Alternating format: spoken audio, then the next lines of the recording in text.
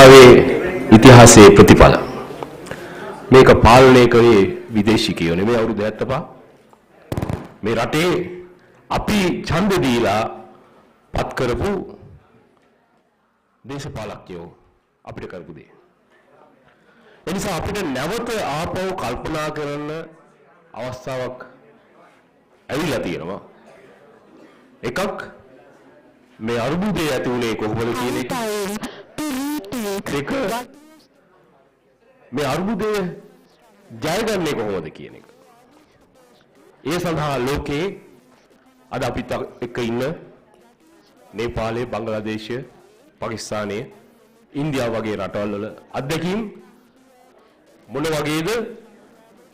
ඒ වලින් අපිට යමක් ඉගෙන ගන්න තියෙනවද කියන එක ගැන අපිට කල්පනා කරන්න තියෙනවා. ඒ නිසා තමයි අද අපි මෙතනට එකතුනේ. මේක දීර්ඝ චාරිකාවක්. ඉඩම්මා කෘෂිකර්ම ප්‍රතිසංස්කරණ ව්‍යාපාරයේ හැටියට අවුරුදු 30කට වඩා වැඩි කාලයක් මේ කතන්දරේ අපි කෑග ගහ කියමින් ඉන්නවා ලංකාව වටේ. ඒ කෑ ගැහිල්ල පහසු එකක් නෙවෙයි. ඒක සුමට එකකුත් නෙවෙයි. මෙතන ඉන්න අපිත් එක්ක එකතු වෙලා වැඩ කරන මේ ගමන යන සහෝදර සහෝදරියෝ ඒක දන්නවා. විටක අපි ගුටි කනවා, විටක අපි පසුබහිනවා, විටක අපි විවිධ චෝදනා වලට මුහුණ දෙනවා. නමුත් අපි ඒ ගමන අතහැරියේ නෑ, තාමත් යනවා. ඒ නිසා අපි දැන් සූදානම් වෙන්නේ ශ්‍රී ලංකා ජාතික පරිසර විද්‍යාත්මක ගොවිතැන පිළිබඳව සමුළුව ආරම්භ කරන්නටයි. මම හිතනවා ඔබේ උපකරණ සියලු දෙනාම අරගෙන අවසන් නැති කියලා. තව ඉන්නවද ගන්න කියලා මම දන්නේ නැහැ. ඉන්නවා නම් ඉක්මනින් අරගෙන එන්න. අපි මේක ආරම්භ කරනවා.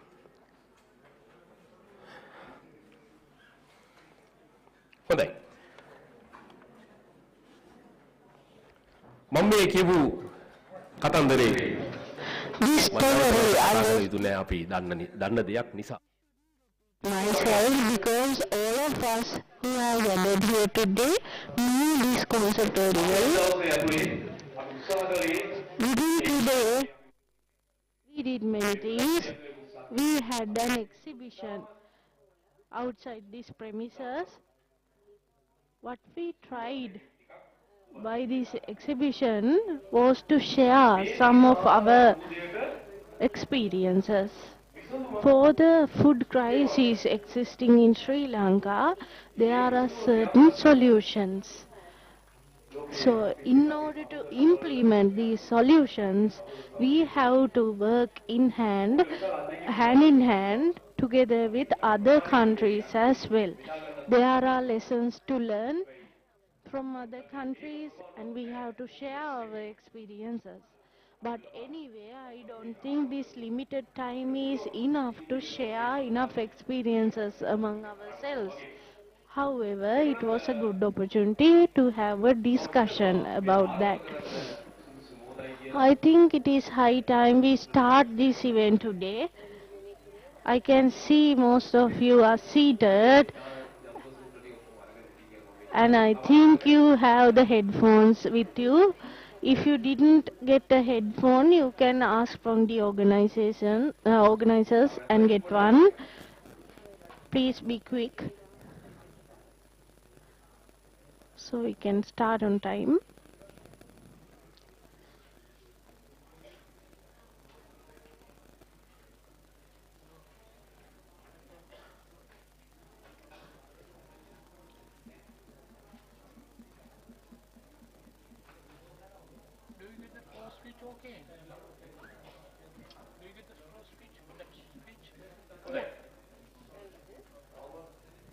Still, some people are moving here and there in the hall.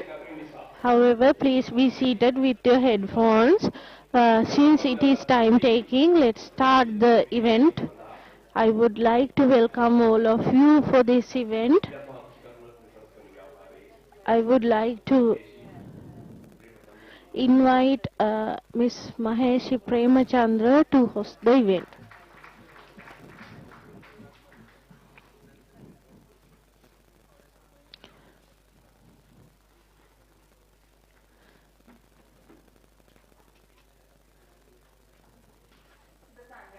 Good afternoon, everyone.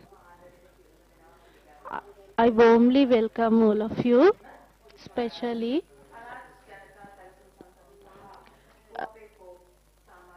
APECO organization representatives and also the Land and Reconciliation Department representatives, Agricultural Department representatives, and also the small and small agricultural enterprise organizations who have come to attend to this event from different countries like Nepal, India, Bangladesh and others, and also the social activists who are present here today, and all the representatives from government institutions representing the agricultural ministry as well as the universities in Sri Lanka. Apart from that, the FAO from UN, there are representatives from there. There are CSOs, CBOs, NGOs representing the agricultural sector. I would like to welcome all of you for this event. The protesters, political activists and everyone, I would like to welcome all of you. I would like to remind you about one thing. During the past years, millions of lives in the world were lost due to the COVID-19 crisis. The pandemic resulted in many problems such as the food crisis we are experiencing today. And the people who are facing hunger in the world have increased significantly, and the amount is 828 million now. The COVID-19 pandemic had a huge effect on economies of different countries. Many corporations and the government institutions faced many problems. Most companies have changed their way of operating, and now they are focusing on profit making. So they have forgotten about the well-being of the people in these economies.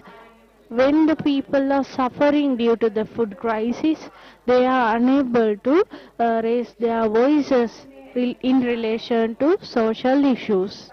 So as a result, many people who are in high authoritative positions have taken advantage of this situation and changing the policies as they wish, and also they are trying to conquer the lands belonging to the poor people for commercial purposes. As a result, the general public is suffering very much today. So our organization has tried their best for many years to uplift the lives of the rural people in Sri Lanka. Under our scope, the food crisis and eliminating poverty, these motives are also there. So we have taken several steps to raise awareness among people about these crises, and also to educate people, and we are trying to set a clear pathway for these rural farmers to sell their products without being exploited from corporates. in order to exert a pressure for the people who are doing various things to suppress the rural farmers and poor people in Sri Lanka, we have taken many steps and we are raising our voice, and it has become a challenge for the selfish people. So let's gather here today, and during this session you can question what we are presenting and what we are discussing. If you have any questions, you can argue and ask questions, raise your hands. So I would like to welcome all of you for today's event. Thank you very much.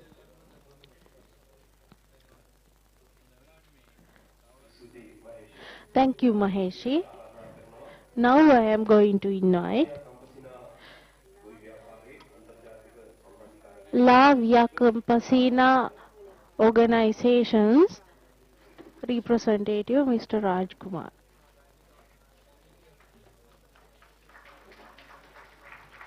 Raj Gowda, sorry. Subha Sandhya Vakeva.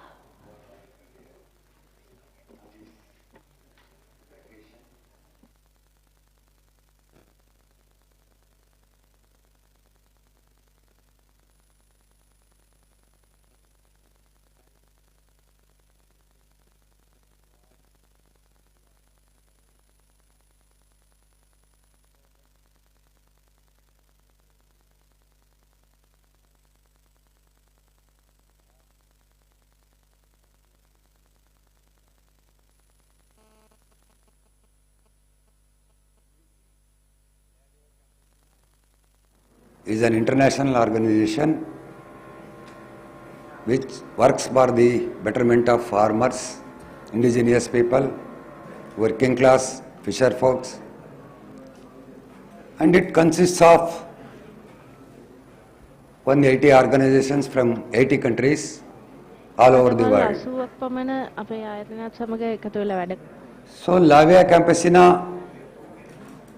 works with the organizations with their struggles and the upliftment of the poor people from different countries.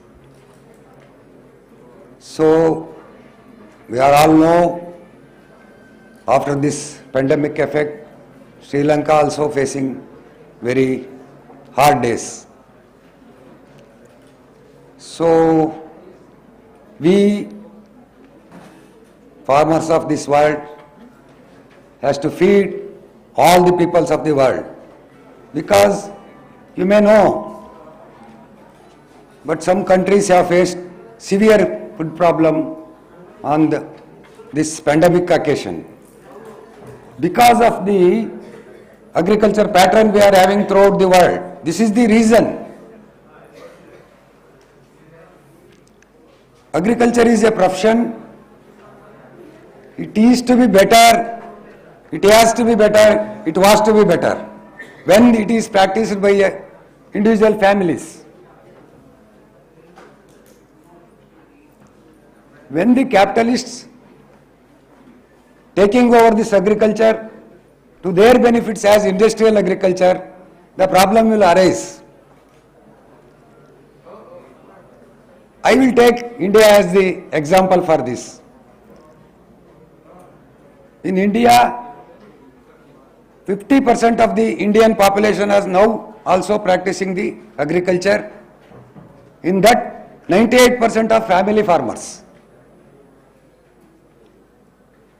So, in my context, India is the last country which have faced the food problem, actually. So many rich countries also face the food problem. The poor peoples of that country, even in America, even in Europe, have faced the poor people have faced the food problem. But in India, you know, we have not suffered so much compared to other countries because of this family farming. So what we are doing as the organization, international organization, we are proposing, and we have to take back the agriculture into the family farmers. Otherwise, the capitalist and the industrial agriculturist will take day by day. There are so many issues to discuss. Here, today, we are discussing agroecology also. This is one of the way, because this agriculture is practiced since from 10,000 years. We are practicing agriculture. In our country, we are having 12,000 years of history. In the same land, we are cultivating since from 12,000 years. But there is no problem at all. After this chemical cultivation and this, what we call, not scientific actually, it's a chemical cultivation only. Since from 100 years, the food problem is arising, and we come to this situation today. So, this is not going back. We have to, one thing we have to practice the family farming. Other thing is, we have to practice scientific agriculture. Today, they were telling the lies, because we are practicing scientific, these two in the world, we are not practicing scientific agriculture. We have to take one of the subject to discuss about the scientific cultivation. I suggest for all organizations, we have to get our knowledge widen. What is the scientific cultivation? What we are practicing, we are not practicing scientific cultivation. Our farmers are practicing agriculture since from experience of the ancestral. But what the science is doing, anti-human attitudes throughout the world, in the name of chemical cultivation, hybrid seeds, geo seeds, so many issues are there. So I request all the organizations and representatives from different organizations, we have to think about the scientific agriculture with family farming. That may be the only solution for the food problem for the poor people particularly, because rich can get, they can get food in any ways. So on this occasion, I am not a speaker, but I stand here to welcome all of you on this occasion. So I am representing on behalf of South Asia as the ICC member, International Coordination Committee member from Sri Lanka, India, Pakistan, Nepal and Bangladesh. So I will welcome you all again on this occasion on behalf of Leve Campesina. I hope you will all get so many much knowledge about so many issues in this occasion. I will wish you all good. Thank you. Namaste.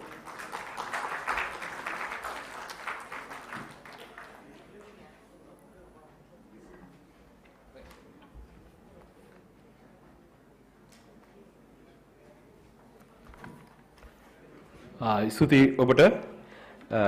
අපි ඊළඟට සූදානම් වෙන්නේ අපේ පරිසර විද්‍යාත්මක ගොවිතැන පිළිබඳව ශ්‍රී ලංකාවේ අත්දැකීම් කීපයක් ඔබට වීඩියෝ පටයක් මගින් ඉදිරිපත් කරන්න. විශාල ප්‍රමාණයක් තියෙනවා. නමුත් අපි තෝරාගත්ත කීපයක් කෙටියෙන් මේ වීඩියෝ පටේ ඉදිරිපත් කරන්න බලාපොරොත්තු වෙනවා.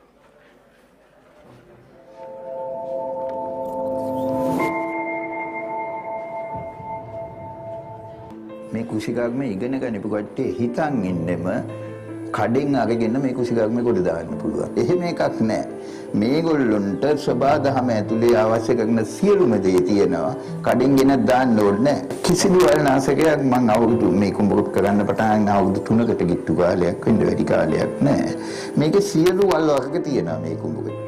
හැම දෙයක්ම මේ තනකොළ වර්ග මේ තියෙන්නේ පළල් පත්‍ර ඒවා මේ හැම එකම මේ කුඹුරේ තියෙනවා. නමුත් ඒක මගේ ගොයමට ප්‍රශ්නයක් නෙමෙයි. මගේ ගොයමේ ඒවා ඔක්කොම යට කරගෙන හැදෙනවා. පීතුන හාලා නිසි විදියට ගොවිතැන කරනවා නම් අපි තෙල් ගැන විශ්වාසය නොතිය අපි මේ ගොවිතැන ආරම්භ කරොත් අපිට පුළුවන් මේ අස්වැන්න ලබා ගන්න වල් ප්‍රශ්නයක් නොවේ. ළමයිకి ನಾನು ಬರಕರಿ ಉತ್ತಮ ಕೊಡಲ್ಲ ಇದರ ಪಾವನೆ ಮುಡಿಗೆ ನಿಚಿತ ನರಿಸು ಬಿಚ್ಚಕೊಂಡು ಕಾಸು ஆனால் இதனால எங்களுக்கு நிறைய நன்மை. மிளகாக்கண்டு வச்சுருக்கேன். அதை வச்சு 2 இலை வரைக்குள்ள பயத்தக்கண்டு வெள்ளிக்கண்டு இதற்கும் கொடுக்கறது பாதி 2 இலை வந்து வைக்கணும். பிறகு எந்த நோய்க்குமே இந்த இது பாவிக்கலாம். அக்கி கரசை பாவிக்கலாம். சரியா? இது எந்த நோயும் தட்டுப்படும். மீனமினம் அது பூக்கிறது. அதனால நிறைய பூ வந்து காய்க்கும், நிறைய காய்க்கும். பிரயோசனமானது என்று ஒன்று பயத்தோட நிறைய பிரயோசனம் தடங்கிருந்தோம். ஆனால் இன்னும் என்ன மேலும் மேலும் நாங்கள் செய்து எங்களோட சொந்த கார்டில் இருந்து உழைக்கோடு ஆசைப்பட்டு கொண்டோம். கடன்படாமல் எங்களால் செய்து நம்ம சாப்பிடுவோம். රසායනික ද්‍රව්‍ය කිසිම දෙයක් යූස් කරලා නැහැ. මම දාලා තියෙන්නේ කළු හීනටි කිනවි වර්ගේ සහ මට පොඩි අත්දැකීමක් ගන්න ඕන නිසා මම දැම්මා කිමිකල් පාවිච්චි කරන්නේ නැතුව දේශීය වී වර්ගයක් සහ වැඩි දියුණු කරපු වී වර්ගයක් කියන දෙකම. දැන් මේ තියෙන්නේ කළු හීනටි කියන වී වර්ගේ. ඒතකොට තෙල් ගහලා නැහැ. කිසිම පොහොරක් ගහන්න දැන් ඔයාලට බලා ගන්න පුළුවන්.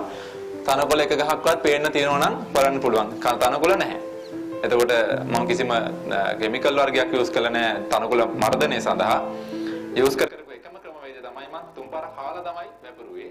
එතකොට ඊට අමතරව පොහොර වෙනුවට දැන් අපි කිමිකල් පොහොර දැන් යූරියා හරි ආදි වශයෙන් දේවල් අනිත් ගොවිය පාවිච්චි කරනකොට මම මේ අක්කර භාගයේ කොටසක් තියෙන්නේ මේ අක්කර භාගයේ කොටසක් මේ වෙනකොට දාලා තියෙන්නේ ගොම වේලිච්ච උර 10යි කුකුල් පොහොර උර 10යි.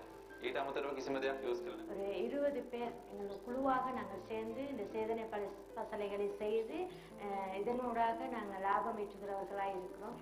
என்னுடைய பிள்ளைகளுக்கு ஒரு நஞ்சுத்தன்மையற்ற மரக்கறி வகைகளை கொடுக்கக்கூடியதாக காணப்படுகிறது.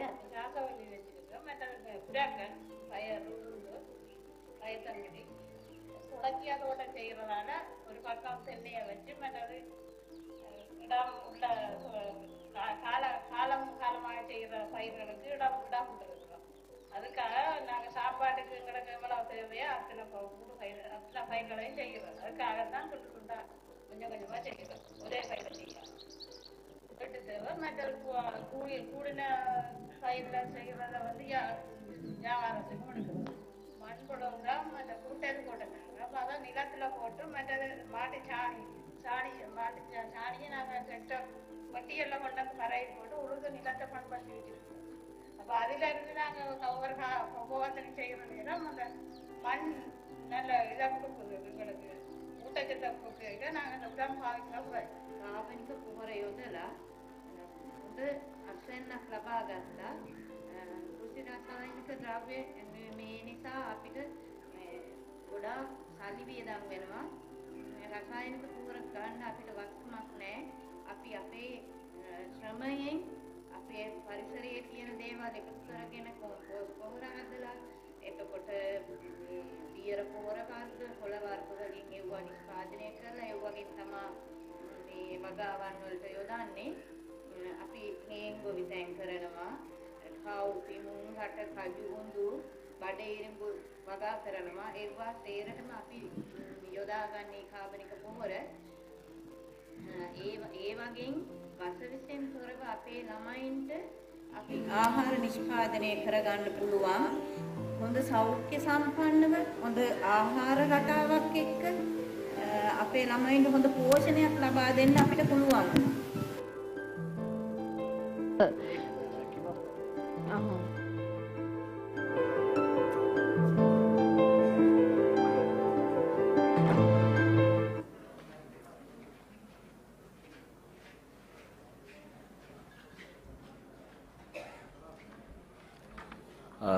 ස්තුතියි ඒ සඳහා මහන්සි වුණු සියලු දෙනාටම.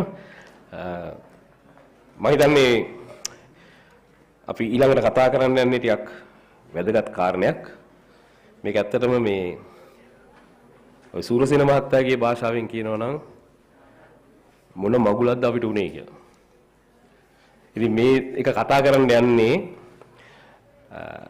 ඉස්පාඤ්ඤේ ග්‍රීන් ආයතනයේ ආසියානු වැඩසටහනේ අස්ෆා ජෆ්රි කොම්රේඩ් අස්ෆා ජෆ්රි ශ්‍රී ලංකාවේ සහ දකුණු ආසියාවේ කෘෂිකාර්මික අර්බුදය පිළිබඳ විශ්ලේෂණයක් කරන්න යන්නේ. අපි දැනගන්න ඕන මොකද්ද මේ අපිට සිද්ධ වුනේ කියලා මේ සූරසේන මහත්තයාගේ භාෂාවෙන්. එතන අපි අෆ්සාර් ජස්රි මහත්තයාට ආරාධනා කරනවා please welcome.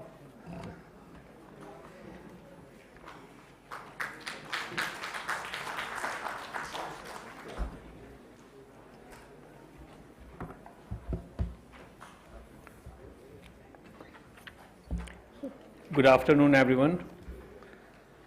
I am really very thankful to Monlar and the organizers, as well as Via Campesina South Asia, for giving me this opportunity to come and talk to you on this very important issue, which really became such a big news a few months ago. In fact, I'm not going to talk about the fiasco which happened in Sri Lanka, especially related to the organic farming policy and the way it has been implemented. But I would like to lay down the context of why agroecology is important and why do we all go for agroecology and what's happening around agriculture in South Asia. Now, on the agroecology policy which was introduced in Sri Lanka a few months or a couple of years ago, at that time Monlar and Grain, my organization, by the way, I am Afsar Jafri. I work with an organization called Grain. It's a small international organization which supports the farmers movements, the civil society movements on the issue of agriculture. So we brought out a small blog to basically lay down what's went wrong with the organic farming policy in 2021. Now, to lay down the context, I would like to basically talk about the different crises which is happening in agriculture sector and how the agriculture sector is being monopolized, is being corporatized, is being privatized, and how the corporations are taking over the agriculture completely. And one of the example I would like to present here is anybody who have watched the big summit which happens led by the economic forum. It was in the second the food summit which happened in New York, and that summit basically laid down the foundation for corporatization of agriculture, especially in the third world countries, because in the developed countries corporatization of agriculture has already happened. Now we are the ones who are facing this crisis. We are the ones, we means the people in third world, the people in South Asia, the people in Asia are really facing this challenge, because this is the area, this is the region which are full of biodiversity. This is the region where we have hundreds and thousands of seeds. This is the region where we have different forms of agriculture in practice. I mean, it's very difficult to talk about after a person like Mr. Gowda, who is doing agroecology for last 20 years.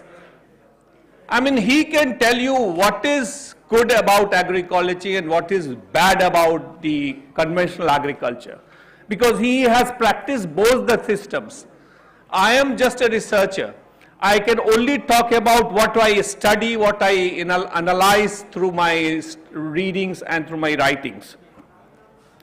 Now, to go back history, if you look at Green Revolution, in the South, especially in the third world, in the global South, the Green Revolution was a miracle because it increased the production of 2-3 crops, rice, wheat, but at the same time, if you look at, it has really impacted agriculture greatly. It has harmed agriculture, and that is why, though I was, I had worked with Vandana Shiva for quite some time, and she has named that as a violence of Green Revolution, because that Green Revolution was really violent, and that Green Revolution technologies are still being practiced in our agriculture.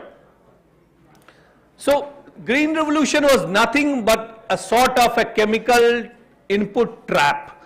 The farmers was put into a trap, and that trap was you have to use the corporations, the companies prescribed inputs, whether it's seeds, it's pesticides, it's fertilizer, and once you adopt the company's seeds, which mostly the hybrid seeds or high yielding varieties, you have to have a very large irrigation practice. I mean, you have to go for a very irrigation intensive agriculture.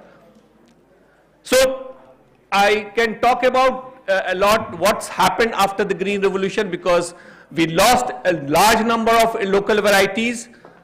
If in India, just for example, we had at one point of time in 1940s, 50s, about 100,000 varieties of rice. Today there are hardly 500 varieties of rice which are being consumed in India. But still there are farmers who are saving, like I know one farmer in Odisha who has about 14,000 varieties of rice. Sorry, 1400 varieties of rice.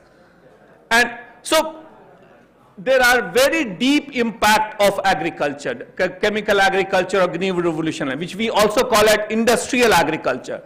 So the industrial agriculture model is again being pushed by the corporations, and not only by the corporation, by the UN system.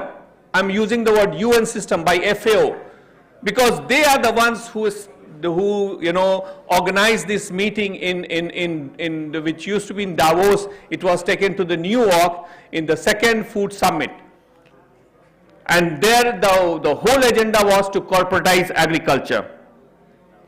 Now, one of the impact of the Green Revolution was, and because a lot of farmers in Sri Lanka are also into debt trap, one of the impact of the Green Revolution was a lot of farmers went into debt because of the high cost of production.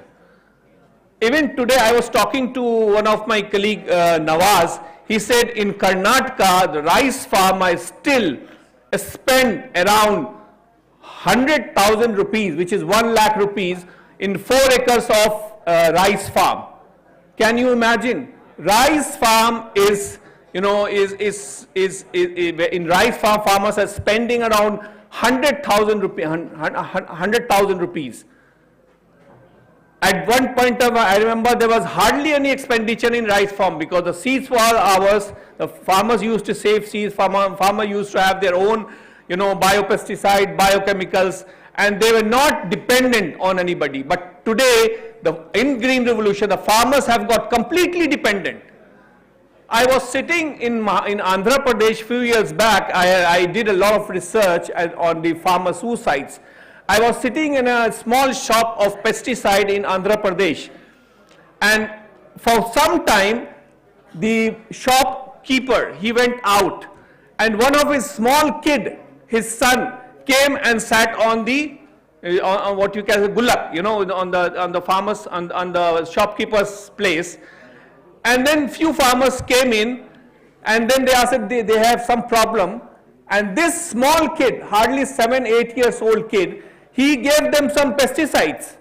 And I asked those farmers, why you are taking the pesticide from the small kid? He doesn't know anything about of agriculture. He said, no, but we are, whatever they prescribe, we will use that. So that is the mental condition of today's farmer. They are so much dependent on pesticide, on fertilizer, on hybrid seeds. They don't apply their mind. They simply go to the shop, buy whatever they want, whatever been given to them, and they use that. So that is the level of agriculture we are at. Now we are going into a second green revolution. In India, India has already started a program called Bringing Green Revolution to Eastern India, which is called Second Green Revolution. Some areas it's also called Gene Revolution, Genetic Engineering Revolution, because a lot of gene, biotechnology seeds are being pushed in our markets. If you look at Sri Lanka, if you look at Bangladesh, they have already introduced BT brinjal. They are going to introduce BT cotton. In India, we have already introduced BT cotton. Now we are going for GM mustard, which is herbicide-resistant mustard. So in South Asia, now the big corporations are pushing all kinds of GM crops. Now, what are the impacts of these GM crops? We have seen the impacts. We have seen, because when BT cotton was introduced, it was introduced with one gene, because BT cotton is basically Bacillus thuringiensis. It's a small bacteria which has been introduced in the cotton seeds, and then it was one gene called Cry1AC gene. But after 2-3 years, that Cry1AC gene failed. Now they brought in two genes, a cotton with two genes. Now that also failed. And I am not saying it. Monsanto, who brought that seed, they have said in their publication that their BT cotton variety has failed.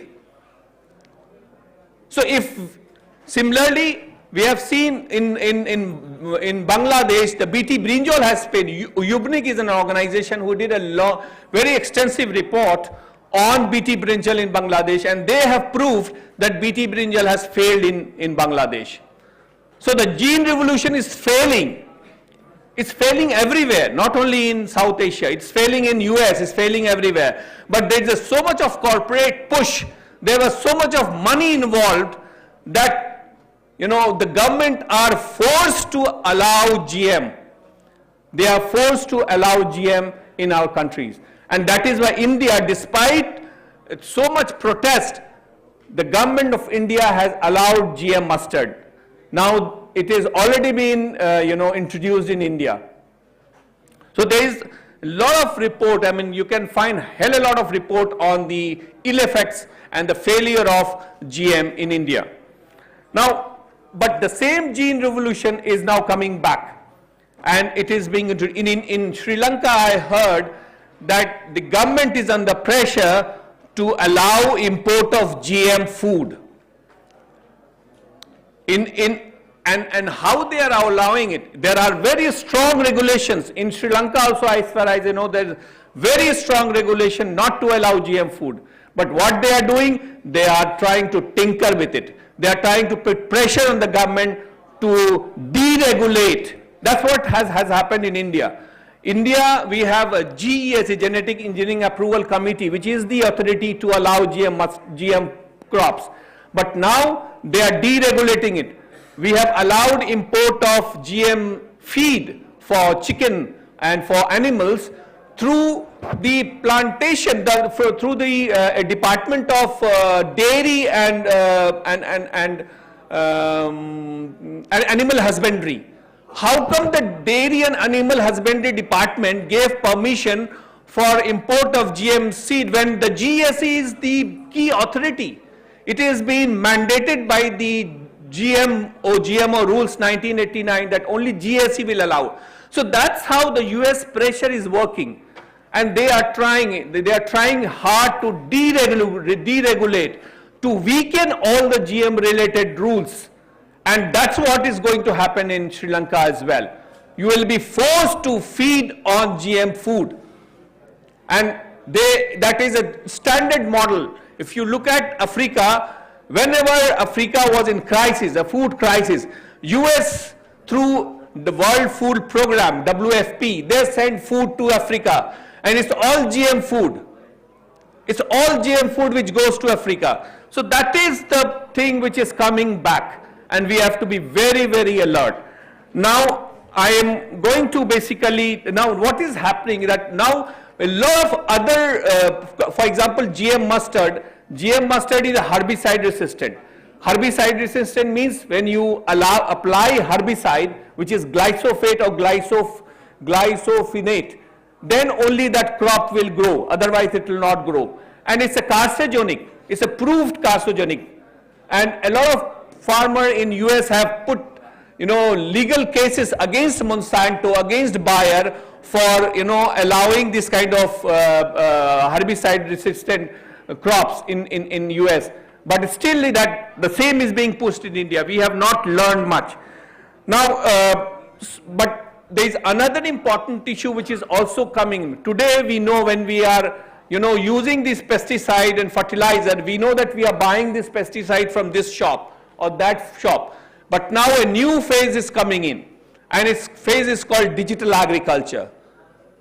That digital agriculture is you have a mobile phone in your hand and that mobile phone you have different apps, and simply you go to that app, you order a pesticide, fertilizer and seeds, and that get delivered in your shop, in your house, and you use it.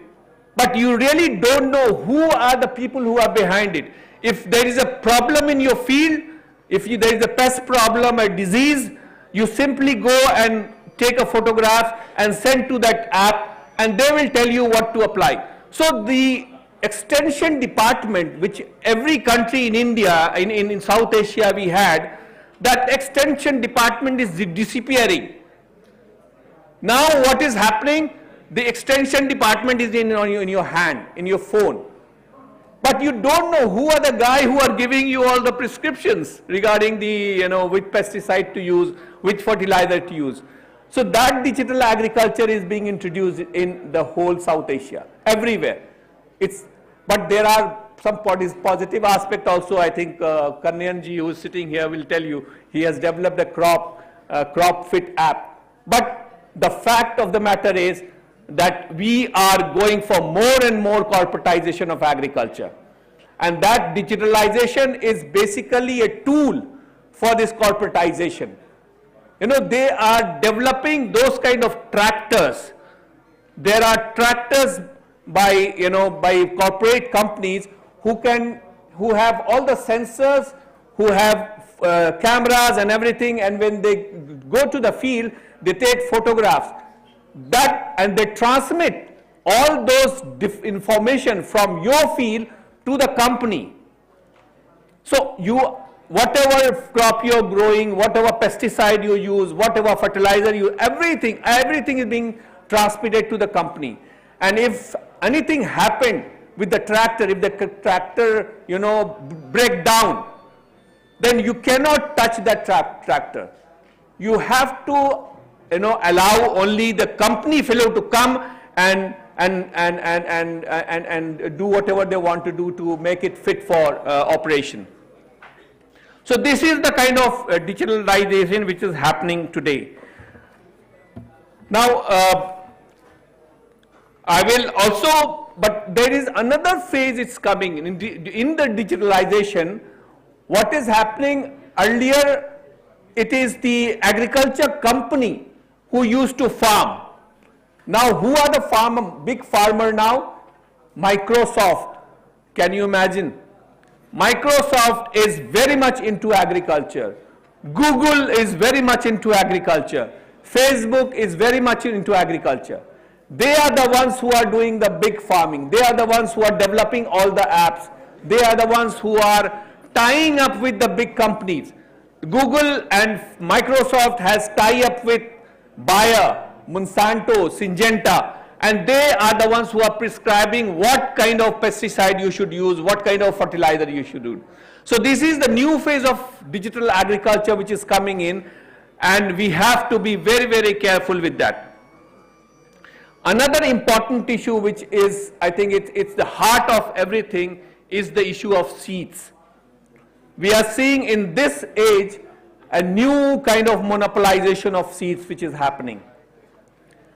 Earlier, all our farmers who are sitting here, they have the freedom to save seed, to exchange seed, to barter seed. If I don't have a seed, I go to that farmer and take the seed. No checks, no balance, no problem at all.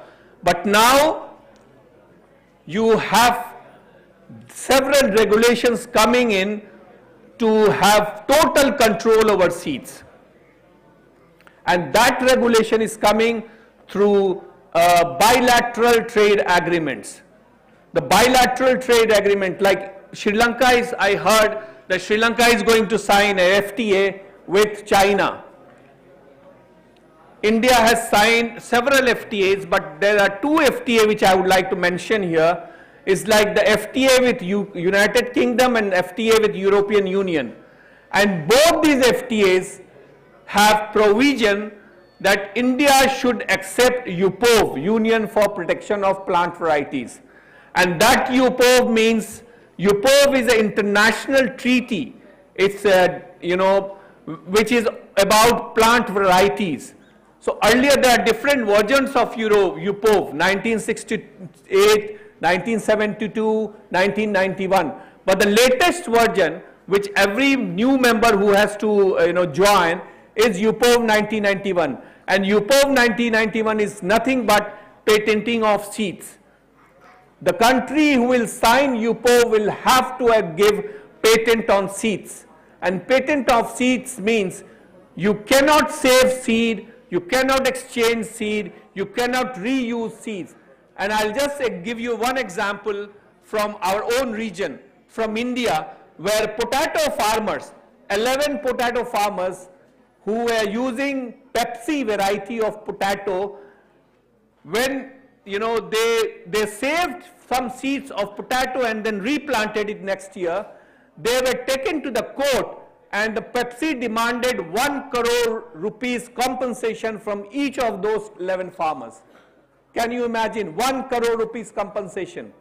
There are hundreds and thousands of farmers in Argentina, in USA, in Canada, in all those countries who have patent on seeds.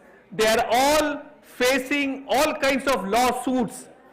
They are facing lawsuits because they have saved seeds. They have exchanged seeds without any knowledge. And now all these big corporations like Syngenta, Monsanto, Corteva, and Dow and DuPont, they are going there and they are, filing cases against those farmers who have saved seeds. Now the same thing is going to come back. The same thing is now coming in our region because we are also signing FTAs.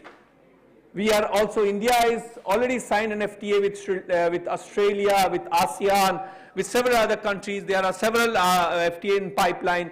Bangladesh is, oh my God, a huge list of FTA Bangladesh is going to sign, with all the developed countries. Sri Lanka is also going to sign China. And I think China has already controlled your ports, your airports, your other infrastructure. Now they are going to control your seeds. Because if you look at today, the big seed company, one of the few seed company, like we have Corteva, we have Bayer, we have Dow and DuPont, we have Chem China, and we have Sino China. These two companies, Sino China and Chem China, now they are really going for, UPOV 1991. They are going for patenting of seeds and they are exporting a lot of seeds. So now if you sign an FTA with China, it is greatly possible that you have to allow patent on seeds. You have to allow joining UPOV 1991. So I will try to conclude here because, and if you, there are two traps. One is a pesticide trap where you have to use chemical fertilizer and all that. The other trap is a digital agriculture trap. But if you have to get rid of these two traps, the only option for farmers in our region, in South Asia, is to adopt agroecology. Agroecology is the only way to make farmer free from all these traps. You don't have to be dependent on any corporations. You don't have to be dependent on any company to buy fertilizer, to buy pesticide, to buy any kind of seeds. And the good thing is, in agroecology, is the only way to deal with the climate change. I was talking with the farmer a few years back. You know the fenugreek. Fenugreek plant are very delicate plant. Fenugreek, soft we call it, what we eat after. Methi, sorry, yes, methi. It's a very delicate plant. And the farmer who had grown fenugreek and other, small plants through the agroecology methods, there is a lot of hailstorms in Punjab and Haryana and Rajasthan. And they are the farmers who have grown those crops. They said their crop was not affected at all because of the hailstorm. So that kind of agriculture we want. We have to have an agriculture which doesn't put farmer into any kind of trap, whether it's a pesticide trap or fertilizer trap or whatever is coming through climate change. Because one thing I would like to also warn here, that the multinational companies are also very smart. Now they are coming out with different terminology. They are we call organic farming, or we call the agriculture which we don't have to get into the trap, as agroecology. That's also a big difference. I think some of the farmers who are going to speak here, they will clarify what is the difference between agroecology and organic farming. There's a lot of difference between agroecology and organic farming. But the corporations are coming out with a very different term. They are calling it climate smart agriculture. You don't have to get into trap of the climate smart agriculture, because climate smart agriculture is just a different name for industrial agriculture. Climate smart agriculture is just another name for green revolution. Because if you look at who are the ones who are promoting climate smart agriculture, it is all the fertilizer company. Yara is promoting climate smart agriculture. CGIAR system is promoting climate smart agriculture. World Bank and IMF is promoting climate smart agriculture. They have a global alliance to promote climate smart agriculture. And in climate smart agriculture, they are simply promoting, genetic engineering crops. They are promoting GM crops. They are promoting, they are promoting, fertilizer. They are promoting no-till agriculture. No-till agriculture is nothing but herbicide, use of herbicide-resistant, chemicals. Because when you don't till your land, how to kill all the, unwanted plants? You have to use, chemicals, herbicides. So these are the new technology which are coming in. And I think agroecology is the only way to deal with this new kinds of threats which are coming in agriculture sector. And if we want to make our farmer independent, if we want to make our farmer free from all these kind of clutches, from traps, we have to give them a technology which is which can make them independent, which can make them free, and which can make them prosperous. Thank you.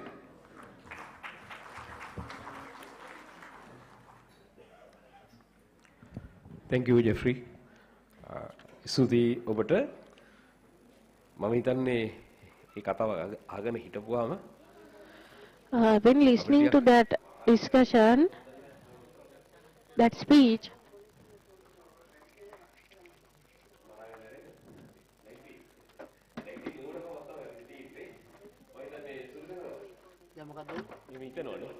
yes, I think Sandun Chintaka is planning on disseminating this story in Sinhala language so we can reach a better audience.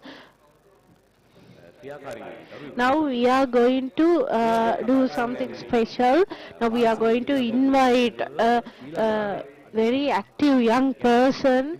We are going to talk about the usage of new technology and certain new things, new trends in the agricultural sector. So I would like to invite one of the international committee members of Lavia Campesina organization to make her speech.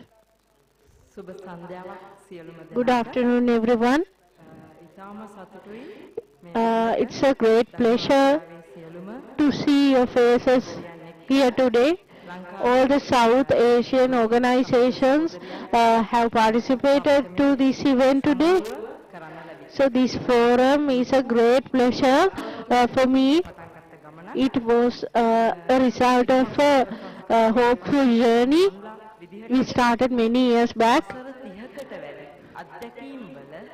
For 30 years, we did many things, and as a result of gaining a huge range of experiences, we could hold this National Agroecology Forum today. I was my background is different from the agricultural sector. Uh, I like to refer to myself as a home gardener or a female farmer. Usually in agriculture, we refer to farmers as men, but I am a female farmer. I belong to the third generation of farmers.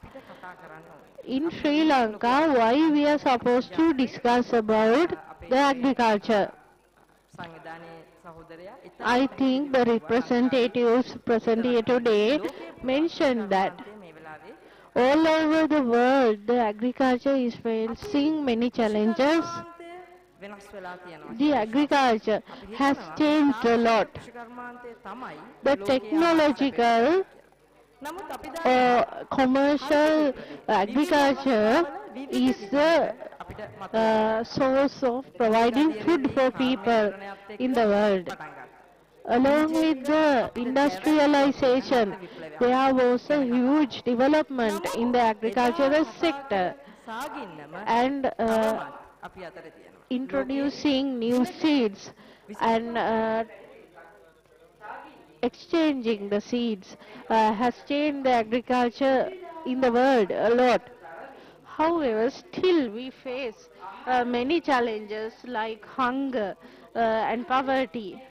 There are certain people in the world who face hunger very badly, even though the agriculture is so developed today. Many farmers are struggling, and the smallholder farmers do not have enough water or seeds or money to conduct agriculture properly. There are limitations for farmers, especially in Sri Lanka. Water is restricted, and also the phosphate which is a natural resource in Sri Lanka. There were plans to sell the entire mine to a foreign country. Then also we wanted to take an action. There were certain traditional heirloom seeds in Sri Lanka related to paddy cultivation. There is a popular saying in Sri Lankan context: we have to not look at we have to avoid looking at the number of rice sacks we are getting from a paddy field, but we have to look at in means of rice plates. How many mouths we are feeding from one field. That is something we have to pay our focus. Another problem we are facing in Sri Lanka is especially the female farmers have taken a lot of loans from microfinance companies, and now they are in a debt trap.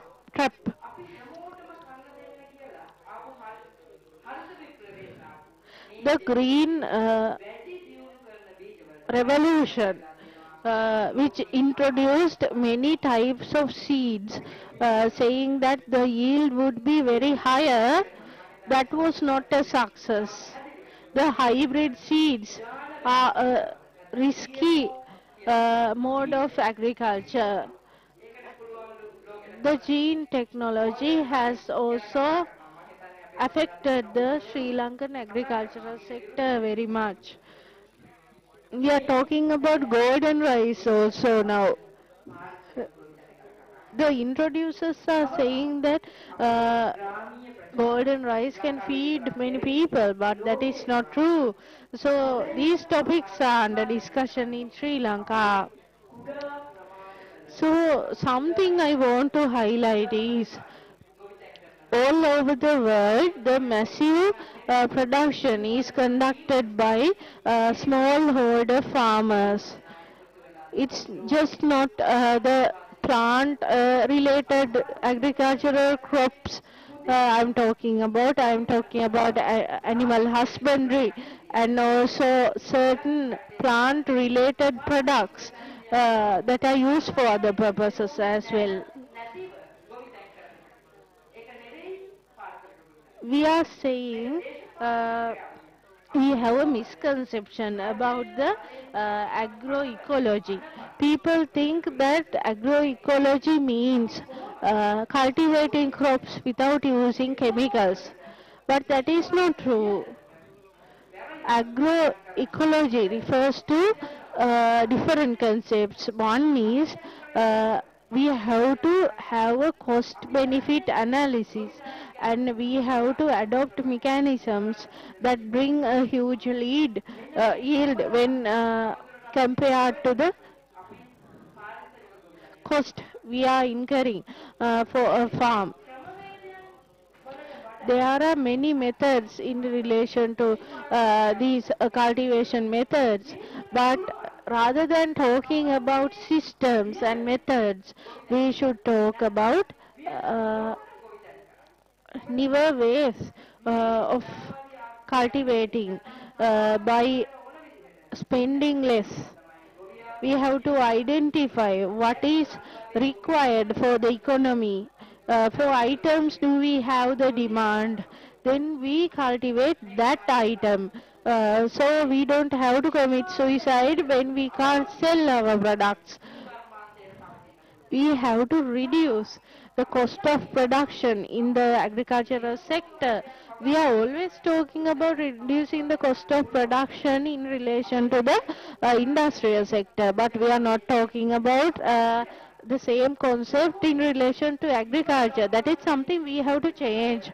I have many ancestors coming from very rural areas. One of my grandfathers, he knew about many secret ways of planting certain crops, the ways of getting the maximum yield from minimum inputs. There were certain really educated farmers. But anyway, there were certain political movements like colonization movement that restricted farming certain crops in farmlands. This was a huge mistake we did in our past. Denier, Kalavita, Ovita. These are certain names referred for farms. The rice plate we consume, it doesn't only contain rice. It contains vegetables, fruits, as well as green leaves. So our agriculture was something which produced all of that. But now it has changed to a stage where we produce only rice, which is not going to take us anywhere. So we have to think about these things. I have to become agroecologist, a farmer who knows about agroecology. Uh, this is something very important. We can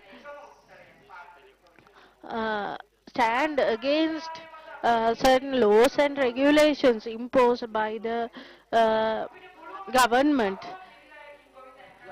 If we are supposed to conduct agriculture by using minimum inputs, then we can be very successful. If we are staying without eating for many days, months, weeks, uh, expecting for other countries to send food or until the shipments arrive, then that is very weak, I am saying. So we have to change our uh, perspective. I started agroecology with the intention of a change in the political structure of Sri Lanka. So as farmers, I don't think we can work in silos or expect the government to do the best for us. So I would like to remind of certain pillars of support I had during my journey. Uh, I would like to invite our panelists for the panel discussion right now.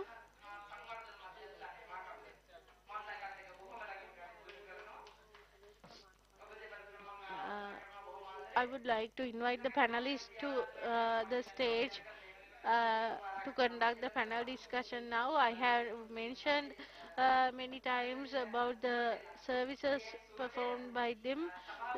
James Surasena, who is the cooperative society related to national agroecology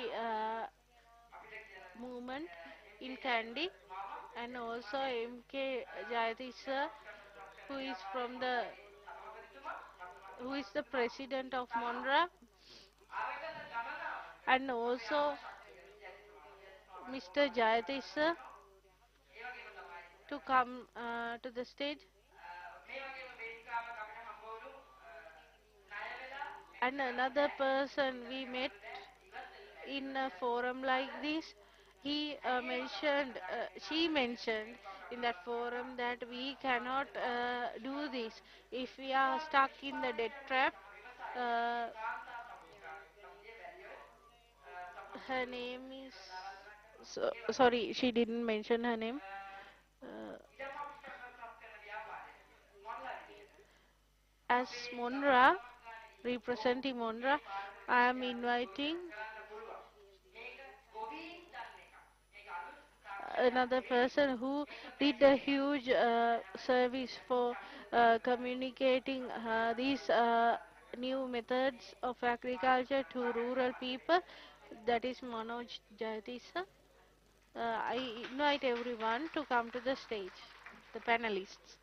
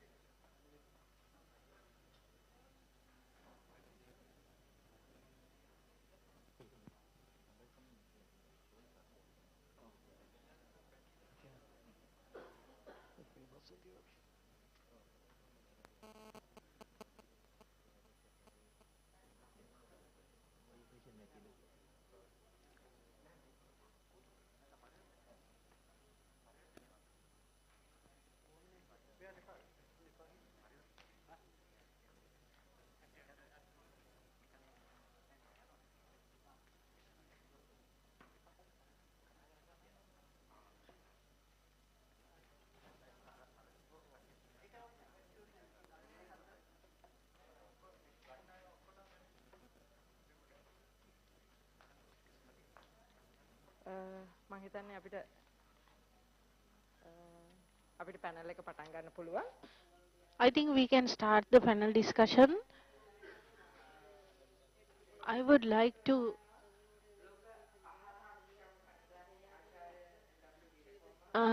ask the first question from Mr. N.W. Veerakon, who is representing the FAO.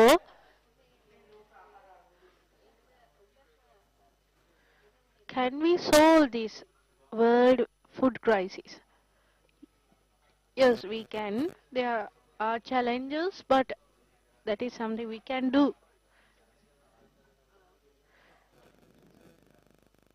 I am representing the World Food Program. That means the UN agency related to combating the hunger in the world. So we have many mechanisms to solve the problem. So I would ask my next question. What are the initiatives you have taken to solve that problem, food crisis in the world? We have several initiatives taken to solve the food crisis in the world.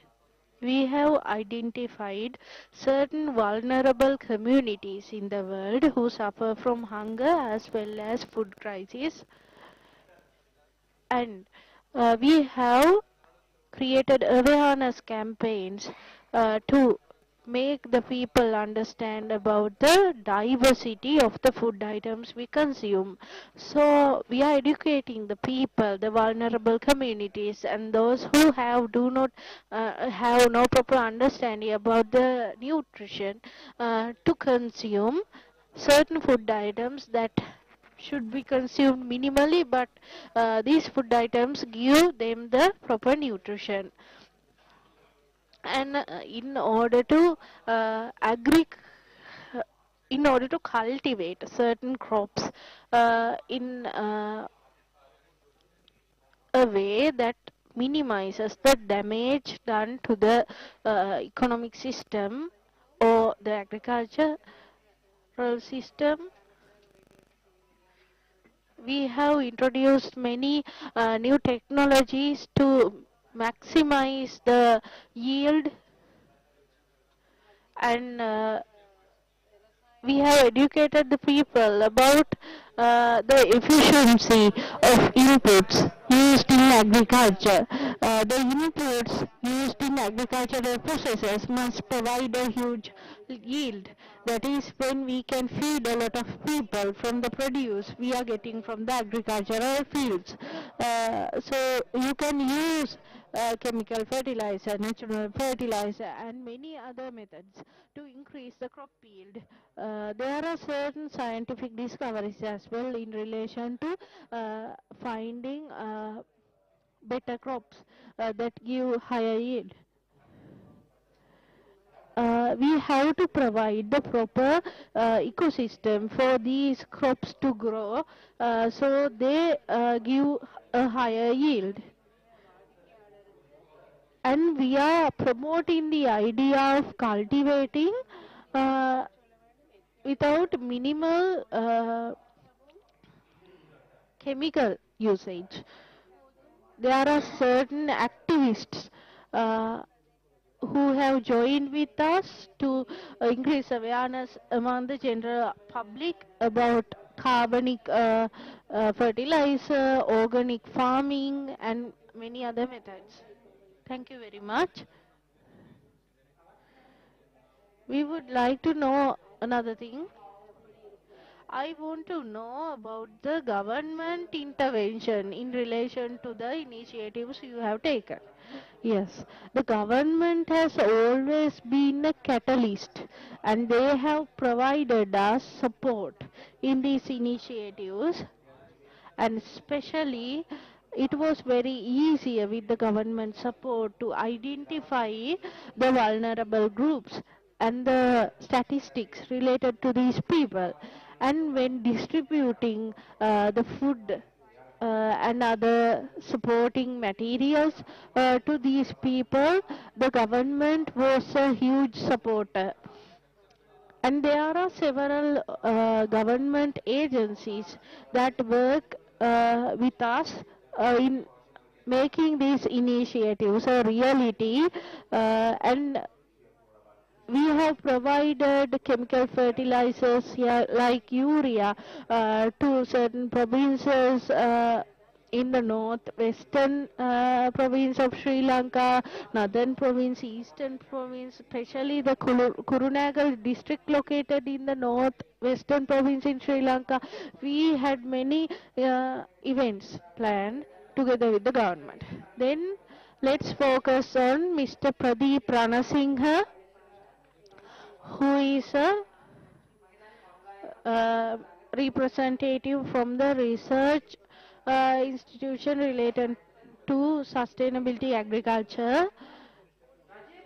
He is a close stakeholder to our organization. Always a problem we had in mind is whether we can successfully implement organic farming. In that journey, he has played a huge role. Within his organization, they have conducted many research operations and found many interesting facts. So I would like to know about his experience as well. Thank you very much for inviting me for this event. So as an officer in the agricultural sector of Sri Lanka, I believe the government has a pivotal role in relation to promoting agriculture in a country. But there is a question whether the government is supporting enough. In Sri Lanka, around 40% of the land are used for agriculture. But 80% of these lands are lesser than 1 hectare. Around 40% of these lands are lesser than half a hectare. So we can utilize these lands to plant something and support the economy of the country. In the production of food, the minor landholders are making the biggest contribution. More than 14% of the land in Sri Lanka belong to households. These are small gardens. Then we can utilize these lands for home gardening also. We can't just go there and propose certain solutions without doing proper studies. So we have to use a scientific approach to get the contribution of every person in the economy to support the agricultural sector of the country. We have to provide the technical knowledge as well as the required material support for these people to conduct agriculture. It is not practical to engage in industrial agriculture at once. we should make these people, the small landowners, start agricultural ventures in their little lands. Another question I want to ask, can we make this organic farming a reality in Sri Lanka? Are people ready to accept that as a successful initiative? Yes, the farmers who prefer to be a part of organic farming has increased significantly with time. We get the feedback of several farmers throughout Sri Lanka, and these people are stating that they face certain challenges. They give phone calls to our organization. However, the number of problems they are facing, as they say, are increasing day by day. But what we can understand from that thing is the number of phone calls we are receiving day by day are increasing. That means they are interested to engage in organic farming. So our organization is the main body of information providing for these farmers. So it is a very good trend. These people lack the technological knowledge related to organic farming as well as agroecology. So we have joined hands with several non-governmental organizations as well, and now we are conducting certain programs to increase the awareness in relation to technology in the agricultural sector. I believe that this is something we can do if we join our forces. Thank you very much. Let's move to the other side of the panel. Now, Mr. Surasena, J.M. Surasena is here. He has worked with us for many years. He's he has a strong sense of humor when it comes to the agricultural sector of Sri Lanka as well as farmers. You always talk about the upcountry home garden. That is a new concept for me. What do you mean by that? Good afternoon, everyone. When the foreign people came to Sri Lanka in the past and conquered the country, the people who lived in the upcountry did not like to engage in agriculture. The people who are residing in the upcountry did not like to work. In their gardens, they have nothing useful grown, and they did not like to change that behavior as well. They did not like to work in their gardens. There's a famous saying that these gardens contain nothing at all, but there were certain crops that show the biodiversity, like plants, flowering plants and stuff. But there was no economical value in these gardens when compared to the other parts of the country.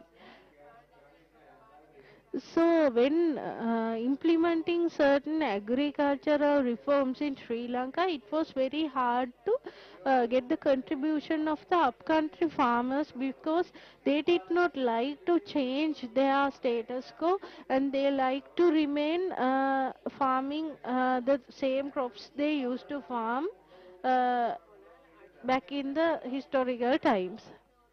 So, this is a huge problem we are facing. Now in Sri Lankan economy, a huge part of a contribution is given from the agricultural sector. But still, we are using inputs that were bought by using the loans taken from other countries. That means for seeds as well as fertilizer, we get loans to buy them, and for years we are paying them. So it is not a sustainable method. For example, a few years back, few decades back, when there were pests conquering the farms of our country, pest control mechanisms were introduced, and we started using chemical pesticides in our lands.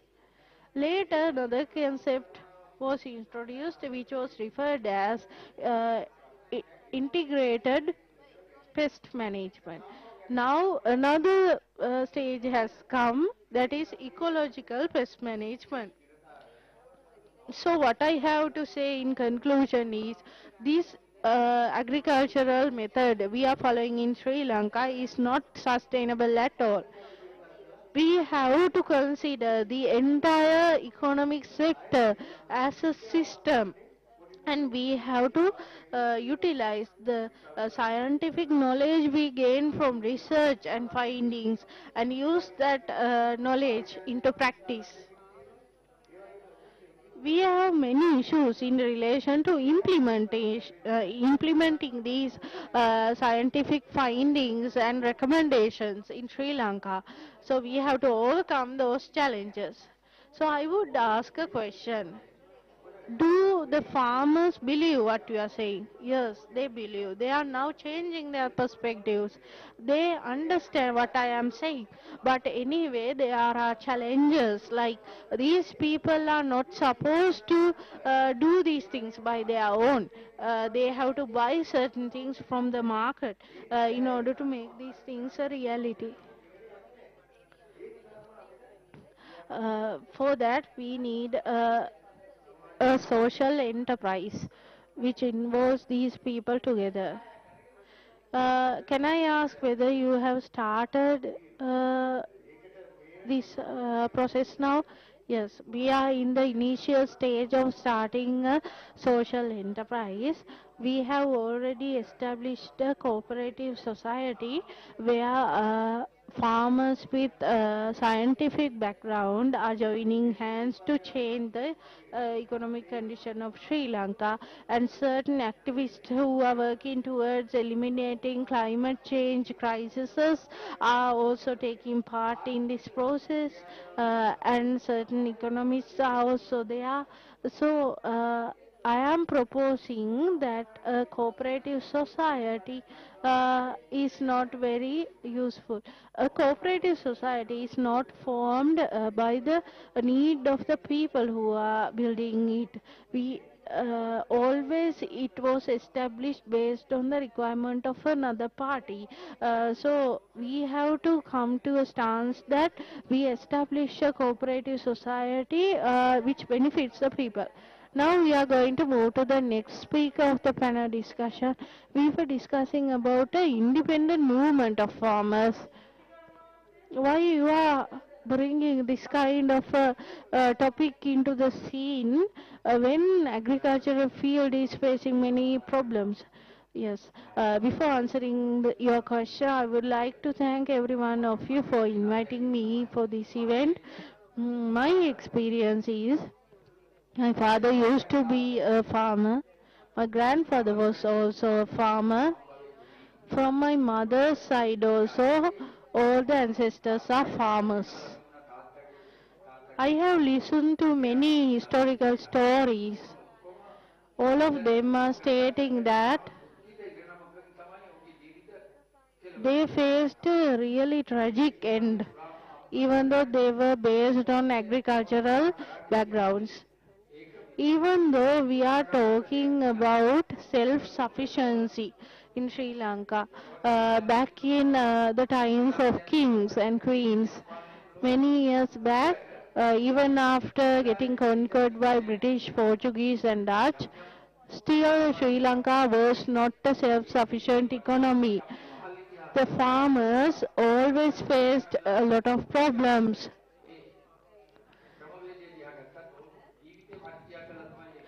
Many people in other countries' historical stories also, we can see the farmers were a suppressed kind of society. There were certain myths related to the agriculture of the entire world. The farmers worked their very best and worked hard, but anyway, they did not get the benefits they deserved.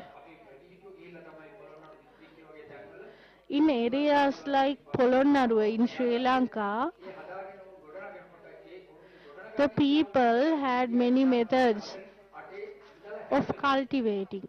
Many years passed,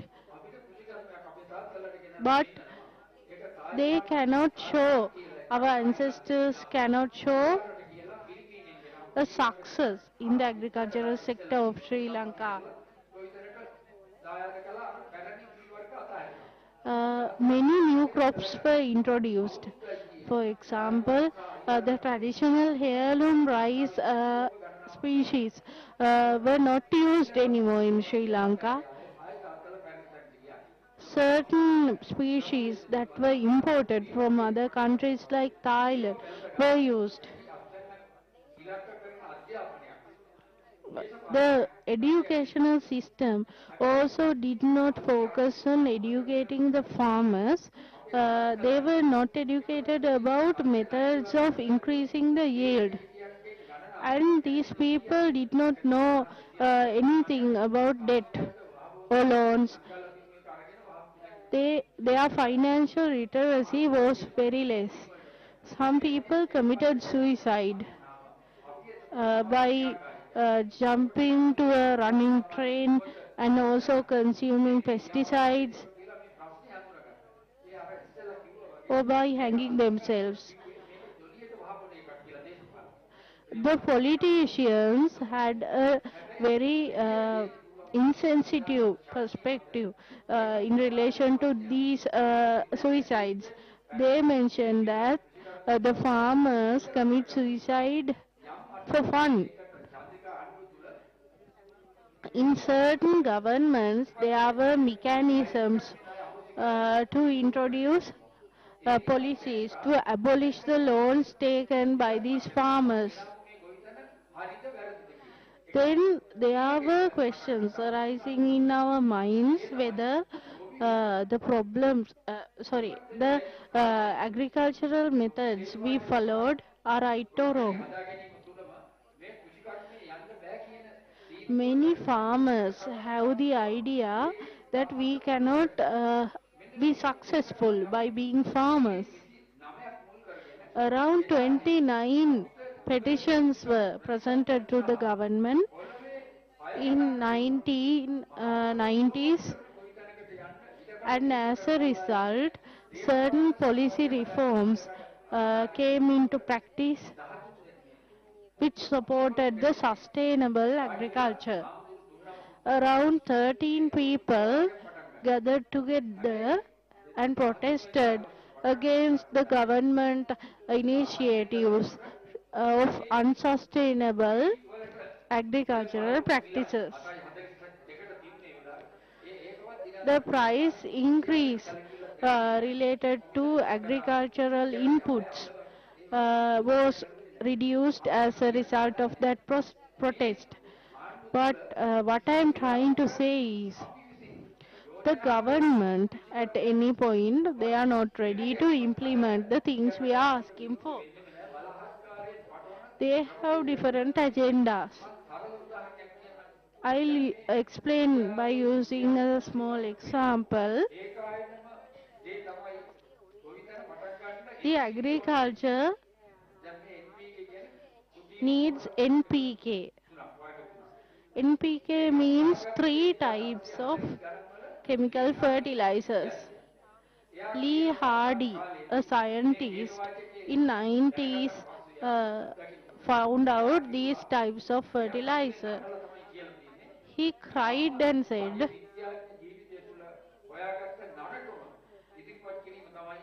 that this is the worst discovery in my life because this is going to damage the entire ecosystem of the world. So the God would never uh, forgive me in heaven. But our farmers have no clue about the uh, bad effects of using these chemical fertilizers, and we are demanding from the government to make steps to provide these fertilizer to us. The problems we are facing in the agriculture sector today, the previous speaker explained also very well about these concepts previously. The smallholder farmers should join their hands together and work against certain multinational companies which are dominating the agricultural sector. The multinational companies are dominating uh, certain economies like Sri Lanka. There are certain customs we had in our villages. When there are farmers working in the paddy fields, nobody passes there without with an umbrella. That is a respectful gesture to show that the farmers are doing a great service for the entire economy. And also in Ayurvedic medicine, food is considered as a medicine. Food is supposed to recover people from certain illnesses. But if we are using these pesticides, weedicides and other chemicals in agriculture sector, we cannot expect the food to be a cure for the sicknesses. First, we have to get together with Lavia Campesina as well as all other social activists who have gathered here today to cure the planet. Thank you. Next, I would like to talk about a different experience. We met Renuka. She was a victim of a microfinance debt trap. She was going to commit suicide because she did not see any solution. We would like to share her experience in this forum. When we asked what happened, she said she wanted to buy a land to start an agricultural venture, and she didn't have money, so she had to get a loan from somebody and she couldn't pay it. So there was no solution. I would like to know the same story from your own words. Thank you very much for inviting me for this event. Actually, even though I was victim of microfinance debt trap, I formed a organization which safeguards the rights of people like me. Back then, I did not have any money, so I got a loan from a microfinance company. However, I did not have an income back then, so I thought I should use that loan money to feed my children. After some time, there was no yield from my crops, but I had to pay my loan. So there was no solution rather than committing suicide. That's why I tried to commit suicide. Yes. Can you share your experience in relation to your social activism journey? I started the organization in 1980s together with some friends in my village. We used to collect cow dung which was on fields. We collected the cow dung and stored somewhere. However, my organization was referred as the cow dung organization. People used to laugh at us, but anyway, I am very proud today to say that I started my organization as like that, but now I am successful. So, what were the processes you used to be successful? Yes, the vegetables and fruits we were producing, we did not have a proper way of selling them. There were intermediaries who were prepared to buy the produce we make for a very cheap price. It was not sufficient for us to meet the ends. Then we started this organization, small CSO, and we conducted a fair, a very small fair. But anyway, there are huge challenges when we conduct the fair every week. Many people question that what is the motive, what you are doing for the economy, and you are destroying the beauty of the village likewise. But anyway, what I believe is before making the village beautiful, we should focus on meeting the ends. Yes, we agree. Another thing I want to ask from you is when there is a problem, the best thing to do is not running away from the problem but finding a solution for the problem. Uh, and this is a political journey actually. When you form an organization and do good to the society, you are always portrayed as somebody who's having political intentions. So, what is your experience in relation to that? The effort you are taking, how it is perceived by the society.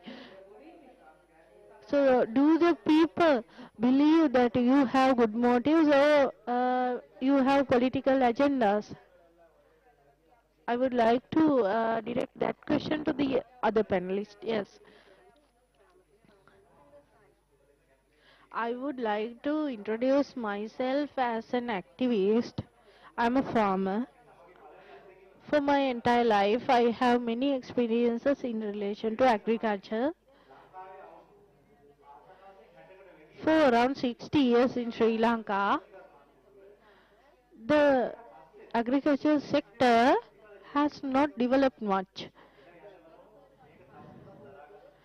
We cannot entertain this because there were several policies, reforms coming up, but there was no progress. We cannot tolerate it. But anyway, we feel like we are forced to stand up against the government. The farmers or customers do not prefer to stand against the government. But we have no option. We have run out of options. So there's a question, who is the forcing power behind all these initiatives? Simply, the forcing factor behind these initiatives is most of the time the industrial sector who is expecting a profit. So they are interfering the economic balance of a country and forcing the marginalized communities and those who are vulnerable to stand against the governments and to shout and conduct protests and stuff. Rather than solving the problems, these people are using these innocent people as a weapon against the government. So the government is forced to provide facilities for the corporates. So this is a power play. The governments are compelled to introduce certain laws and regulations that benefit these conglomerates or multinational companies that expect a profit. The production, the factors of production, as well as the people are controlled by these multinational companies. So, if we are planning to change this status quo, we have to clearly understand the actors behind all these problems. Most of the farmers have lost their faith. They are saying that changing the system is not something they can do. But we have to question ourselves, is that the solution? If we sit back and wait for the government and the multinational organizations to impose laws and regulations in their favor, would that do any benefit for ourselves, the general public? For 18-year-old young people in Sri Lanka, they are compelled to take a decision like selecting the industrial sector or service sector to make a living rather than selecting the agricultural sector. That is a huge problem. If all the young people go to the industrial sector or the service sector, then there would be nobody left to conduct the agricultural operations. Then from where we are going to produce food? Who is going to produce food for the people in Sri Lanka? That's a huge problem.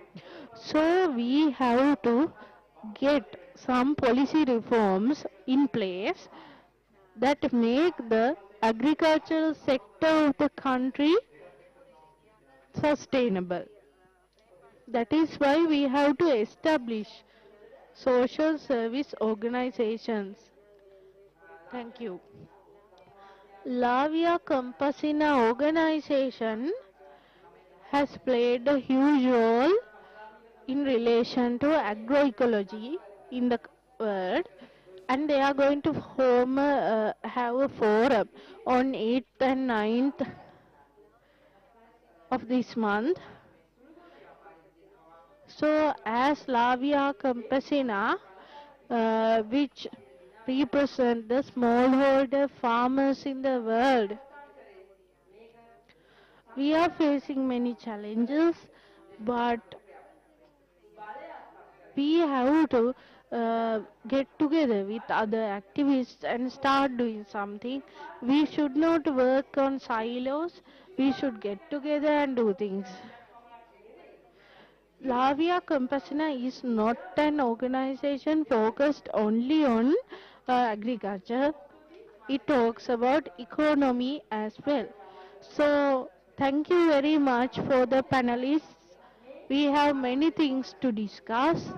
This is only the start of the discussion. Uh, we have to continue these discussions further, and as Lavia Campesina, we are going to join hands with several civil society mechanisms as well as governments and also smallholder farmers. We are going to safeguard the people's right for food and also to ensure the food security. It is a great pleasure to experience this event in Sri Lanka. So we will be together with the farmers forever. We should come to a place where the government does what we need, not what is needed by multinational companies. So let's join hands and discuss more. Thank you.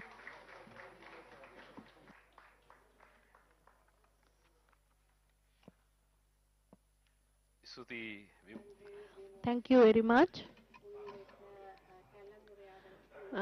For the panelists, there is another video. Before going to the next part of this event, let's watch this video. This is related to food security as well as many other topics in relation to today's event.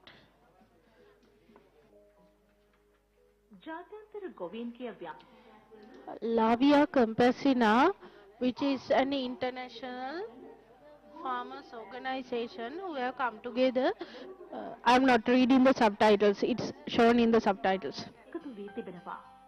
ලෝකයේ පුරා විසිරී ඇති අපගේ ව්‍යාපාරය, ඉඩම් නොමැති ජනතාව, ආදිවාසීන්, ග්‍රාමීය කාන්තාවන් සහ තරුණයින්, සංක්‍රමණිකයින්, එඬේරුන් සහ ලොව පුරා ග්‍රාමීය ප්‍රදේශවල සේවය කරන වෙනත් පුද්ගලයන්ගෙන් සමන්විත මිලියන සංඛ්‍යාත ගොවීන් සහ කුඩා පරිමාණ ආහාර නිෂ්පාදකයින් එකතු කරනවා.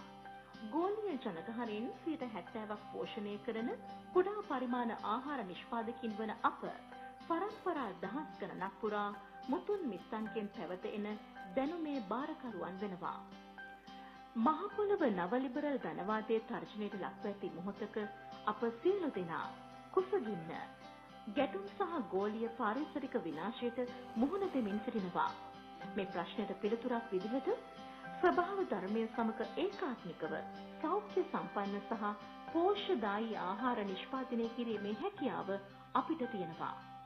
ග්‍රාමීය ප්‍රදේශවල පවතින අපගේ විවිධ ජීවන ක්‍රම ආරක්ෂා කිරීමට සහ ජනතාවගේ ආහාර ස්වෛරීභාවය ආරක්ෂා කිරීමට අපි එකට එකතු වී සිටින්නේ ඒ නිසාවෙන්. ආහාර ස්වෛරීත්වය යනු කුමක්ද? ආහාර ස්වෛරීභාවය යනු විවිධ ප්‍රදේශවල ඇති දේශගුණික, සංස්කෘතික හා භූගෝලීය සන්දර්භයට ගරු කරන පරිසර හිතකාමී කෘෂිකාර්මික ක්‍රම මගින් දේශීයව සහ තිරසාරව ආහාර නිෂ්පාදනය කිරීමට සෑම තැනකම සිටින මිනිසුන්ට ඇති අයිතියයි.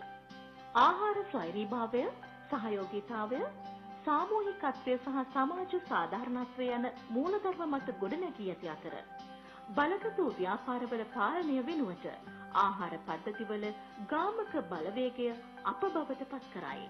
ආහාර ස්වෛරීභාවය අතීත, වර්තමාන සහ අනාගත පරම්පරාවන් ආරක්ෂා කරන අතර විනාශකාරී හා හානිකර කාර්මික ආහාර පද්ධතියට ඇති විකල්පයක්. ආහාර ස්වෛරීත්වය පාරිසරික, සමාජීය සහ ආර්ථික තිරසාරත්වය මත පදනම්ව ගොවීන් පාදක කරගත් කෘෂිකර්මය, ආහාර නිෂ්පාදනය, බෙදා හැරීම සහ පරිපෝෂණය සවිඵල ගන්වන දේශීයව පදනම් වූ වෙළඳාම සහ වෙළඳපොළට ප්‍රමුඛත්වය ලබා දෙනවා. ආහාර ස්වෛරීත්වය අපගේම ඉඩම්, ප්‍රදේශ, ජලය, බීජ, පශු සම්පත් සහ ජෛව විවිධත්වය භාවිතා කිරීමට සහ කළමනාකරණය කිරීමට අපට ඇති අයිතිය සහතික කරනවා. ආහාර ස්වෛරීත්වයේ ඇති වැදගත්ම දේ නම් එය ලොව පුරා සිටින ගොවි ජනතාව සතු ආහාර පිළිබඳ දැනුම සහ හැකියාවන් සංරක්ෂණය කිරීමට සහ වර්ධනය කිරීමට අපට බලය ලබා දීමයි. අපි සටන් කරන්නේ පහත කාරණා ස්ථාපිත ලෝකයක් සඳහායි.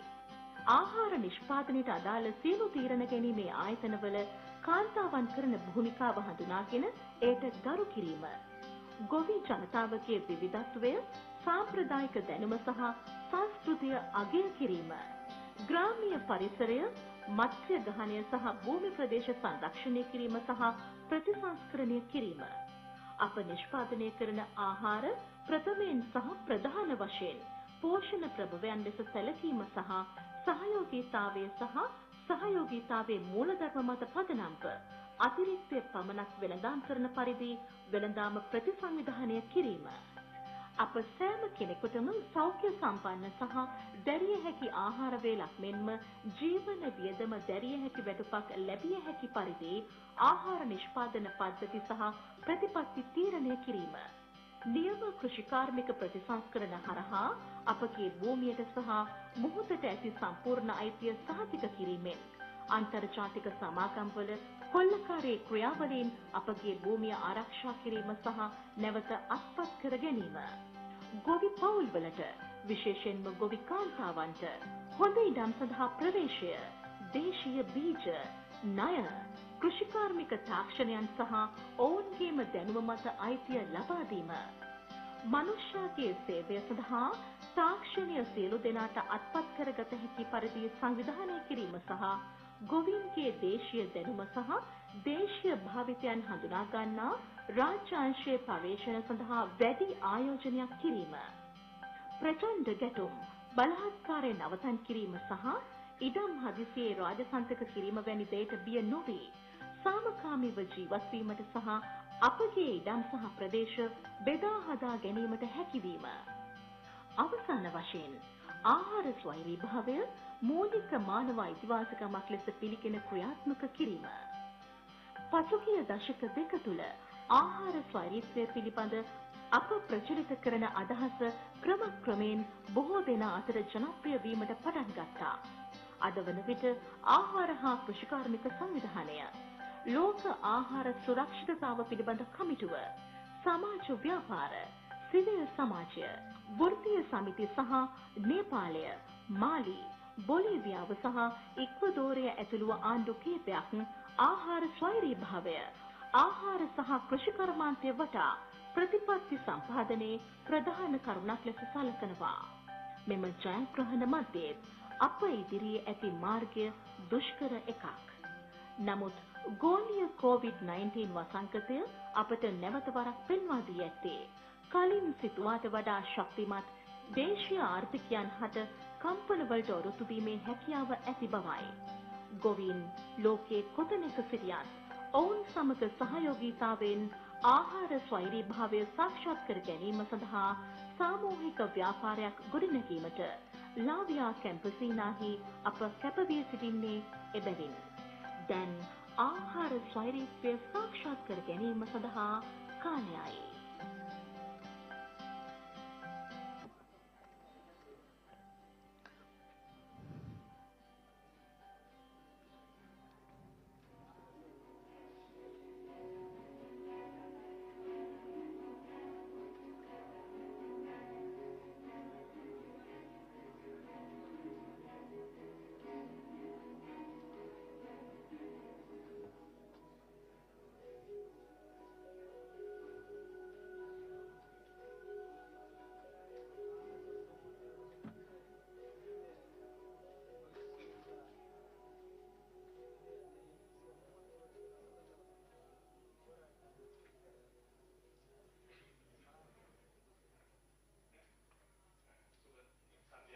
Good afternoon, everyone.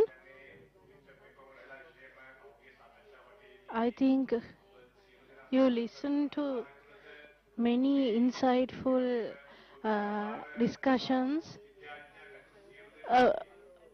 about the current context of Sri Lankan agroeconomy, and from certain videos you saw several things happening in Sri Lanka.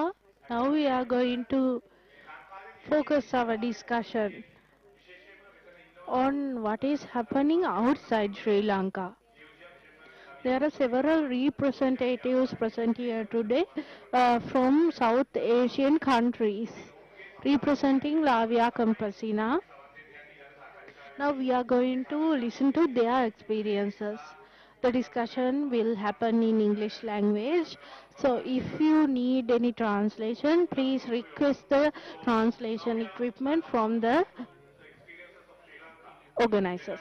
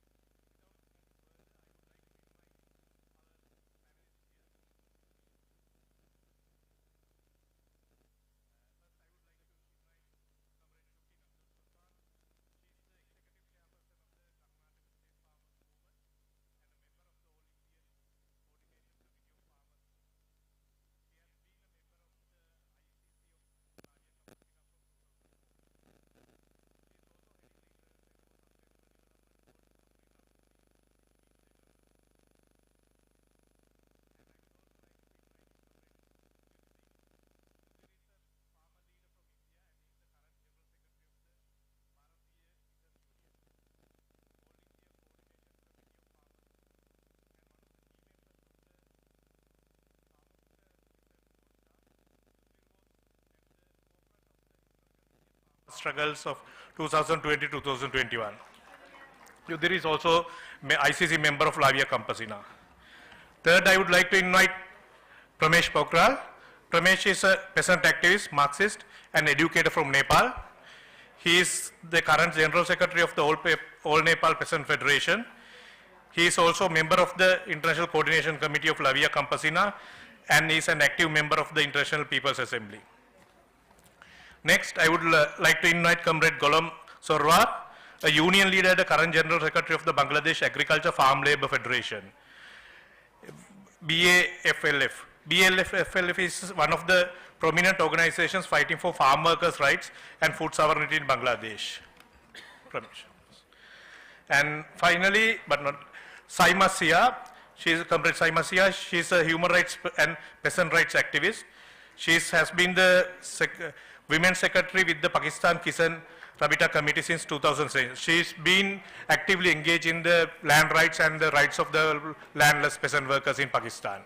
So, yeah, so we'll start the discussion after we all get wired up. No, we will have it. You want to get there?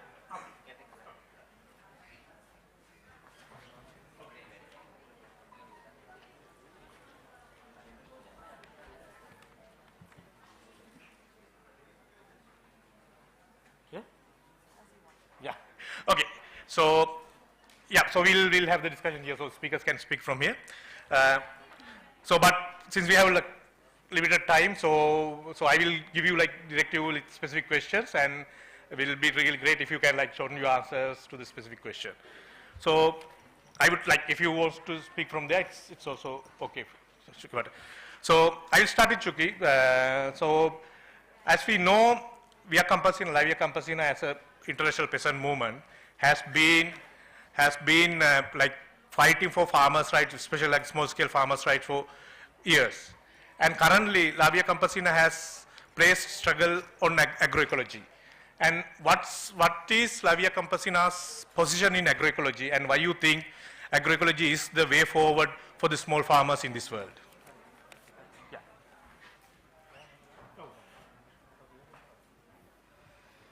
Thank you very much, and thank you very much for organizing such an important forum at a very important juncture of time. First of all, before discussing about why agroecology is important, let us understand where we stand.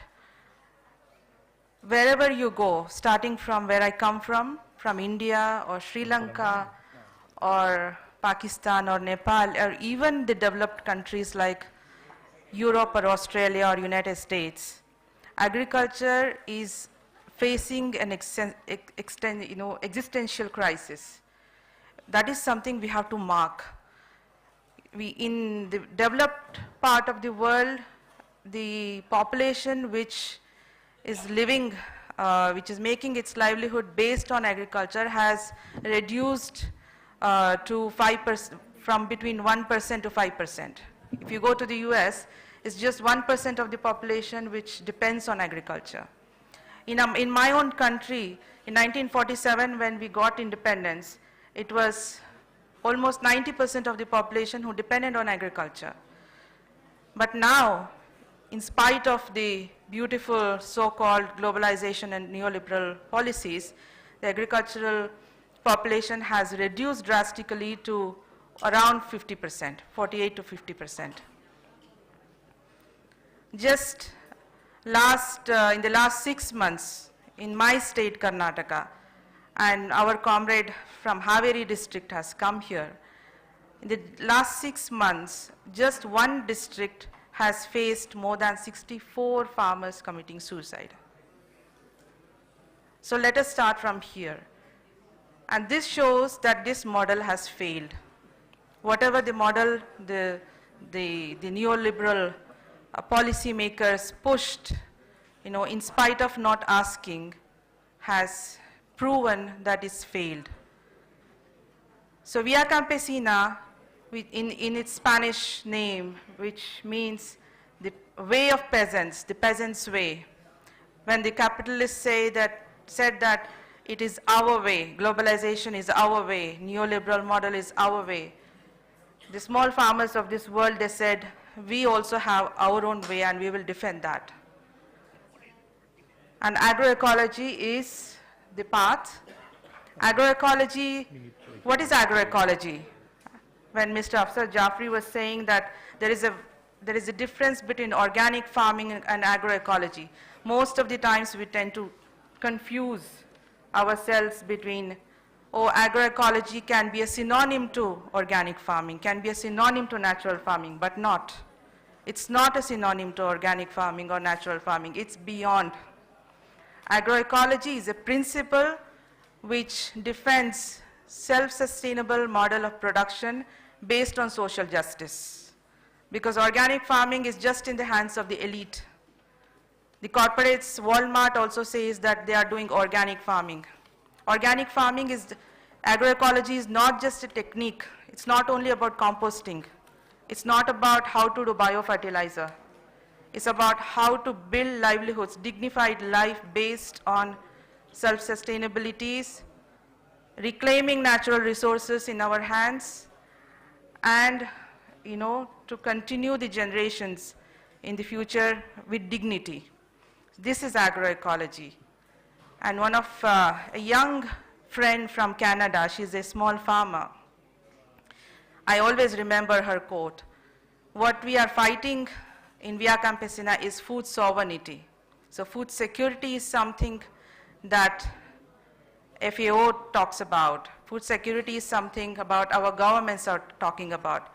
They don't want us to be hungry, thanks to them. They want to feed us with GM food and whatever food which is being traded away. But what we are defending is food sovereignty, the right to grow the food that we want to grow, which is appropriate to our culture, which is appropriate to our climatic conditions, and and the decision is in our hands. So agroecology without food sovereignty is just a technique, and food sovereignty without agroecology is only a slogan. So this is what we have been fighting for and we have been defending for. Thank you, Chuki. Yeah, thank you. So we can go for the next round if we have time. Next, I would like to go to Vidutji. So I think last 2 years back, we have seen one of the biggest farmer mobilizations we have seen in our lives, maybe in India. So you were part of that mobilization, you were leading there. Can you just briefly explain us what was that mobilization was all about, as well as, okay, what's now for the farmers in India, and how you link that farmer mobilization with your efforts of agroecology and way forward in agriculture? Yeah.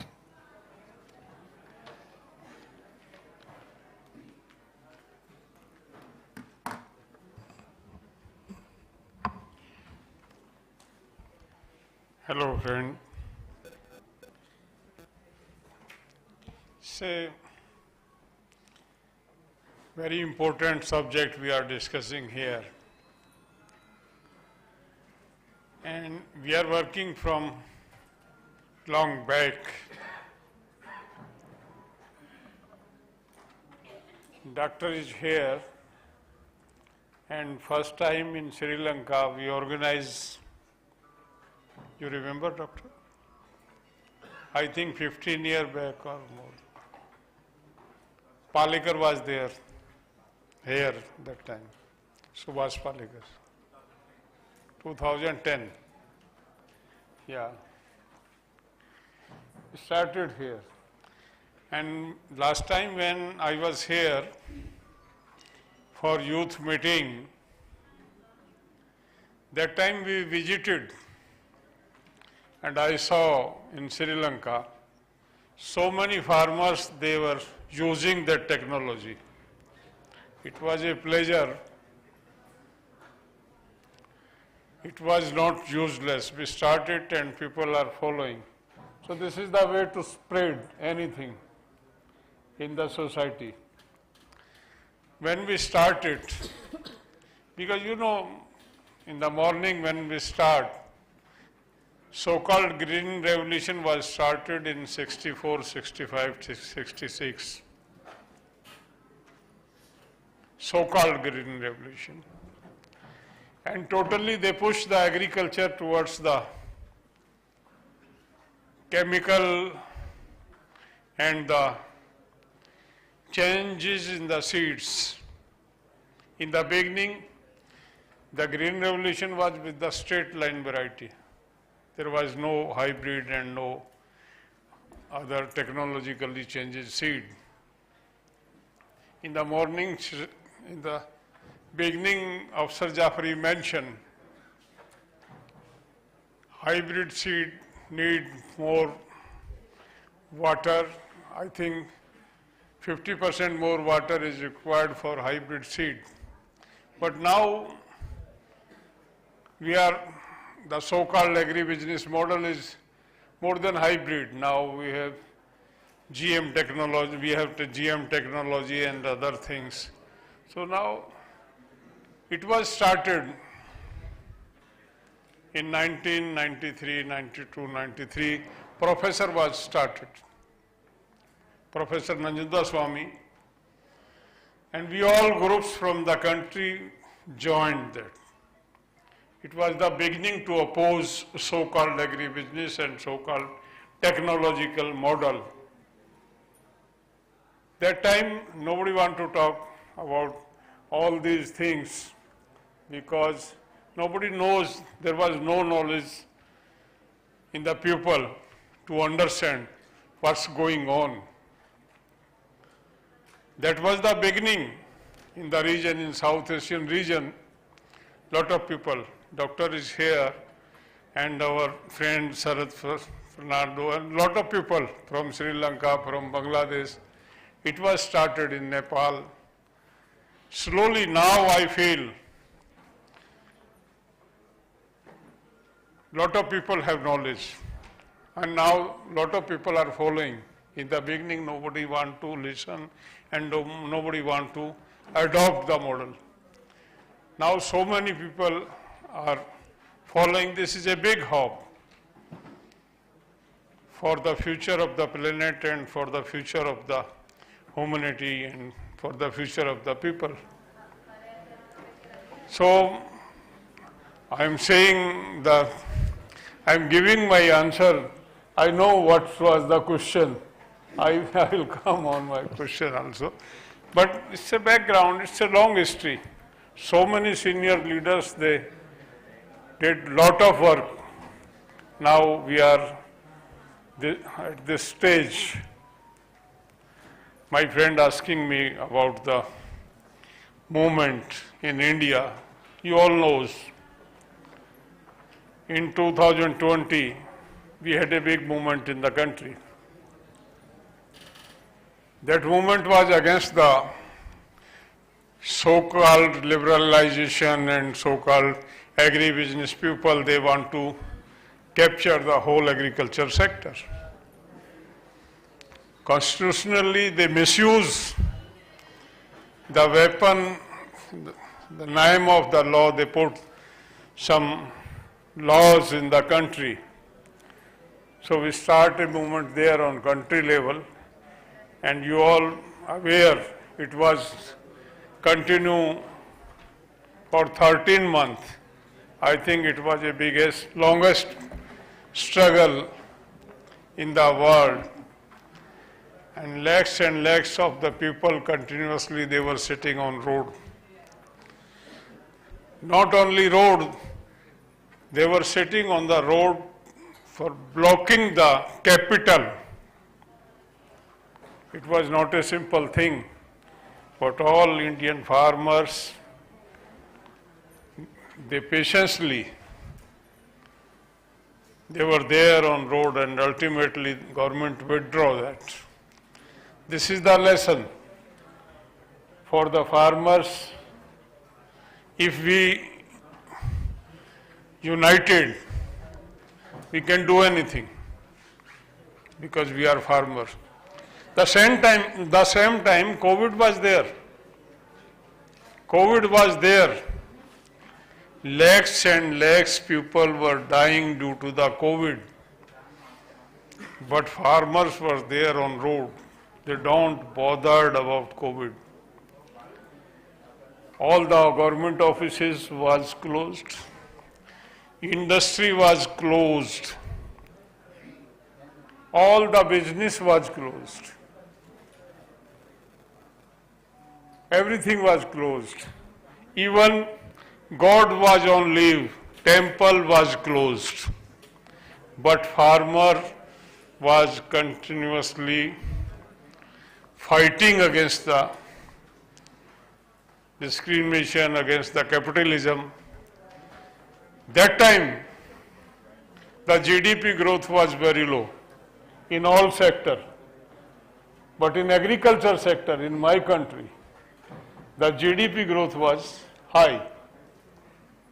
So we are farmer, we don't bother about the government, we don't bother about the climate and the epidemic, anything. Only thing we needed, we must be united. We must come together. If we can do it, we can start it, we can fight it. Otherwise, Chuki already mentioned. If you go behind the history, 100 years back in US, farmers were not 1%. Why they are 1%? Because due to this agriculture model, the same thing is going on. Chuki also mentioned. In 1947, we were 90%. Now we are approximately 50%. That is the situation. If we can't stop it, in another 50 years, we will be also 10% or 5%. That is the situation because they want to monopolize. They want to capture. I remember in 2007, 2008, slowdown was there in the world. Only South Asia was surviving that time because majority of the people, they are in agriculture. And slowdown was in industry, so the industrial country, they collapsed totally.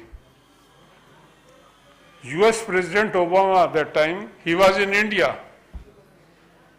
When he go back, he say, I'm coming from India with 5 lakhs jobs. That was the condition of US. They don't have job. They are looking where they can find the jobs. They are begging and they are asking the Indian government to give the opportunity to find out the jobs. That is the industrial model, so-called developing model or industrial model. If we want to survive, if we want to live peacefully, we need to promote and protect our agriculture model. And that is, Chuki also mentioned, food sovereignty. Food is not for the market, not for the business purpose. Food is for the people, by the people. They can consume, they have full right to consume, how to consume. Food is not for the market. That is our struggle. By the law, we are capacity people. So I think this will be useful. We can discuss. It will be a debate. And you people, you are responsible people here. When we start something, I mentioned, doctor is here and doctor and the team of the doctor, they started it. And now a lot of people in Sri Lanka, they are following. So once we start anything, definitely it will grow. Once we put the seed, one day it will be a tree. So we can start something new and we can start a struggle against the so-called model, so-called capitalism. This is the only way to protect ourselves. Thank you. Okay. Thank you very much. So I will next move to Pramesh. Pramesh, as the video previously to the discussion has showed, I don't know whether you understood it so singular. So Nepal is one of the few countries where you were able to get food sovereignty in the constitution as a fundamental right. So can you briefly explain us like what's your experience in Nepal and how you built that movement? Thank you. As Yudhabiji said, unity is very important. So let's chant one slogan. I will say Kisan Ekata, and all of us will say Jindabad. Kisan Ekata! Jindabad! Kisan Ekata! Jindabad! Okay, next slogan. I'll say food sovereignty, and let's all of us say now. Food sovereignty, now. Food sovereignty, now. It's great to be here in this very important agroecology forum with all the leadership of Labia Campesina from South Asian country, as well as all the delegates from Sri Lanka with huge experience in agriculture. Yes, agroecology is about diversity, and this gathering, the experiences shared by the panelists shows that agroecology is diverse. The concept, the practice, the science of agroecology is very diverse, like us. And as Comrade Chuki was sharing, we are at the crossroad. We are at a historical juncture where humanity is threatened by different crises in one side, and we are fighting to create hope with our alternatives in the other side. So it's clear now, if we are talking about two different models of development, if we are talking about two different mode of production, different policies, then the capitalist mode of production, the neoliberal policies, and the corporate and chemical agricultural practices. It's already failed.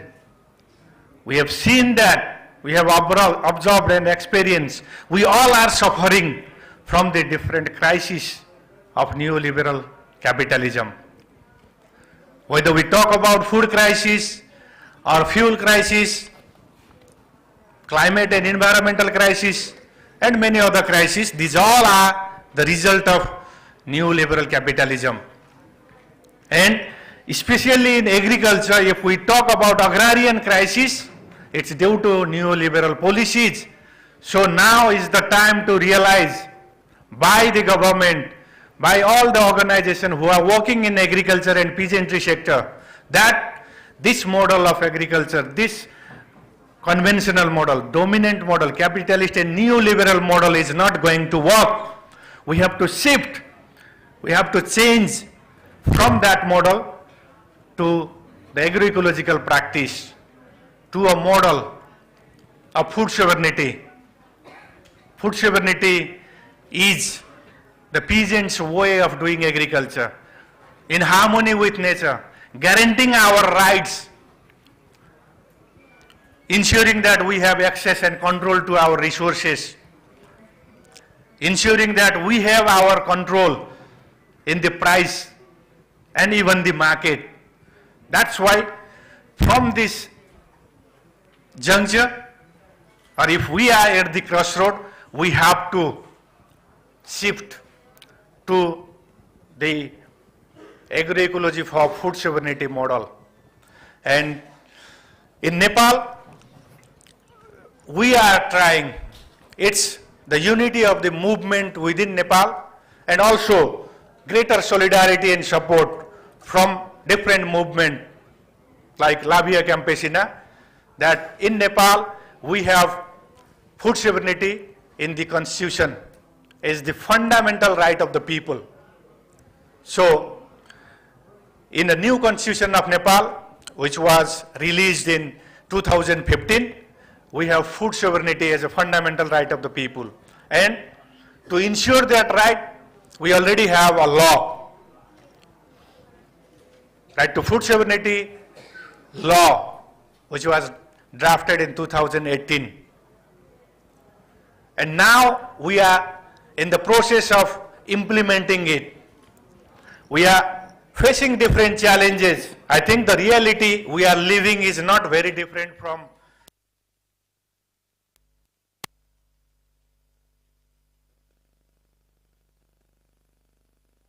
facing different forms of challenges, different manifestation of crisis, but is a product and byproduct of neoliberal capitalism and imperialism. That's why in Nepal also, to implement food sovereignty, we are facing many challenges. But now, we are asking the government, pressurizing the government to reform all those policies which challenge the implementation of food sovereignty. So now the government is drafting a new agricultural policy after a long time to ensure the implementation of food sovereignty. Now, after a long time, Nepal government is drafting the Agricultural Act, because we need our new act to implement food sovereignty. And we are also asking government to draft the peasants' right law, because our state, our government is one of the signatory of the United Nations Declaration of the Rights of Peasants and Other People Working in Rural Area, UNDROP, or Peasants' Right Declaration. So we are now in the process of having our own Peasants' Right Act in Nepal.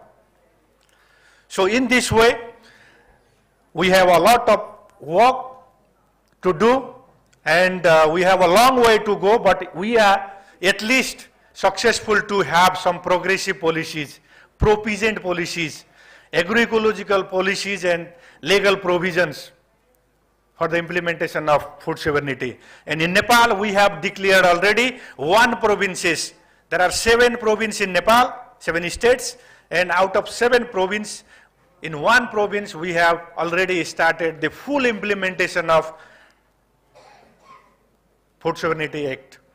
That's why we have already declared that province agroecological province.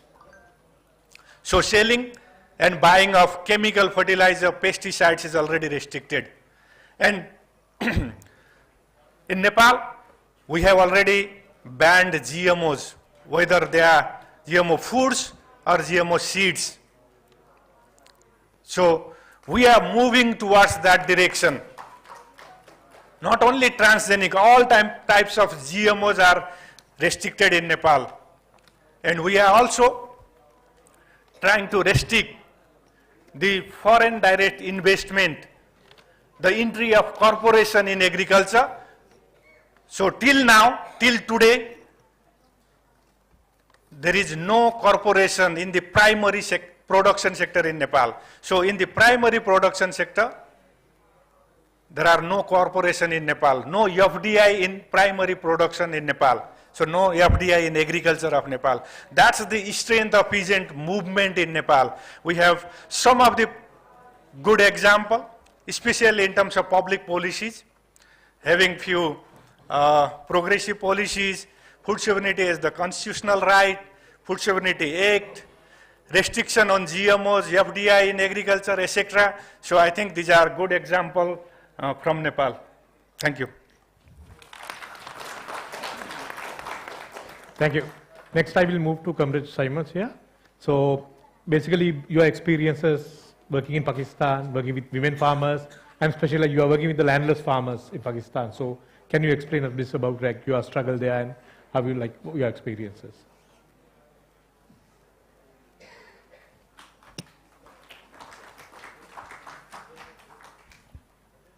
Thank you. Yeah, we talked about a lot the farmers' struggles, the agroecology, and also we were listening about what is happening in Sri Lanka. The farmers are not in Sri Lanka, in India, in Pakistan, everywhere they are suffering. And why they are suffering, the thing is like most important is they own the land, they are cultivating the land, they are the one who is growing the food and they are feeding the world, but they are still suffering. So when we talk about the farmers and among of all these farmers, we sometimes we forget about the women, which are the more important part of the agriculture. In the history books, it is written that the women are the one who has invented the agriculture. They were the ones who were looking after the agriculture, the field, and doing all the things. But with the time, men realized that this is the thing which is giving the power to the women. So the society was matriarchal at that time. So the men, they took all the power because they control the land. And now there are women who are working in the field all the day. And mostly it is happening, the men who are going to the market to sell the crops, to sell the animals which have been looked after by the women all the time. So women also don't mostly own the land here, in not only in Pakistan, in whole South Asia.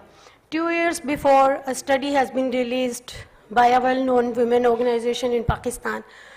And they did a survey, and only 3% women in Pakistan, they own the land. So any piece of land, like in a form of house, or maybe in a form of land or something like this, or cultivated land or something. And in this all between, according to all these situations, whoever the women are working on the field, they are mostly the landless, because men, they own the land, women don't own the land. And they are helping, the men are there when they need to sow the seed, and then women, the all who is helping out, and then looking after the crop and animals during the whole this time. And when the crop is ready, then the men will go to the market and they will take the money and put it in their pocket, and obviously it not had been given to the women, maybe some share or sometimes. In rare cases it happen, they share, but not all the time. So it is also like when we talk about the pesticides and chemicals and so-called green revolution, and it's also affected the women's health too much, because the women are the one who was working in the field and they are exposing from all these chemicals. And the thing is like mostly even the farmers in our countries, I have seen in Pakistan, when they are spraying like the chemical, they are not using any type of mask, or they are not like using any type of preventing measures. And after that, the women who are plucking the vegetables, the fruits, and even the cotton, so they have been like at the most of the risk at that time, because of the exposure of the chemicals and all this. And especially the landless movements in Pakistan, mostly have been led by the women. Women are at the forefront here. For example, in Punjab, there is movement which has been built like more than 12 years. The land has been cultivated by the farmers. They were cultivating that land for more than 100 years. Their forefathers also were cultivating. But all of a sudden, the land has been given to the army, and government said that you have to leave this land. You have to go from there. You need to leave your homes, everything, and just go. So at that time, the farmers, they started a movement. There were thousands of the farmers, they were there on the roads. And what the government did, like police put all their men, all the men in the village, they put in jail. And there was women who were fighting, who were blocking the road, and who were fighting and they made this campaign successful. They are still on this land. The government was not able to ask them to go. So this is like, we can say like the women who are been doing all the things and we need to think about that. That whenever we think about the farmer, there's only the picture which come in the mind. Most of the kids also in these days, they will think about a man, not a woman. So even in my college time, I was also thinking about the farmer all the time, man, because my father was a farmer, my grandfather was a farmer. So my grandmother, she used to go to the farms, but I never think about that she is also a farmer. So we need to recognize and we need to realize the thing, and what is the at the risk of the landless peasantry at that time, especially the women. And during the COVID time, we have seen in India there was a movement of the farmers, and farmers were on the road and blocking the roads, and all this happened. And these women who are working to another people's land, they were working. The farmers were working. They were producing the food and they were providing the food there. But some of the women, where they have been moved to the cities because they don't have land or something, they lose their job, they have to go back there, and they were at the misery of, like, they did not have land, they don't have job, they don't have food. So they are producing, they are not only producing, they are also the consumers. So we need to think about that. We need to see that how we can build a movement which has been based on the agroecology, which has been based on the economic justice, on the social justice, and which has been more involvement, which has more involvement of women there. In India, we see that not only the men, the women were also there. If the women will not be there, maybe the men, only men cannot be stay for the longer time, because they were there, they were taking care, they were giving encouragement to the men. So we need to be, we need the movements which should be based on more agroecological, more social justice, more women rights focused, more landless peasantry focused, and also we need to think about the economic empowerment of the women. Thank you. Thank you very much. Thank you very much, Comrade Simon. So next we'll move to Comrade Golam. I think Simon has also explained about the struggle of the landless farmers. You also in Bangladesh work with the agricultural laborers. So because agriculture is not just about the farmers, it's about the agricultural laborers and everything else. So how do you place your struggles of agricultural labor within the broader movement of food sovereignty and agroecology? Okay. Thank you. I would like to speak in Bengali. Yeah. So Comrade will speak in Bengali and then it will get translated into English, I think, and single. I don't know how it's complicated arrangement. I don't know how it works. Will it get? Oh, yeah. I think better if the comrade who's translating can come here and translate. Then they can translate to other languages. Otherwise, it will be like difficult, no? Yeah. So you can speak in English. She can come here and speak in English. Yeah. Okay. Okay. Okay.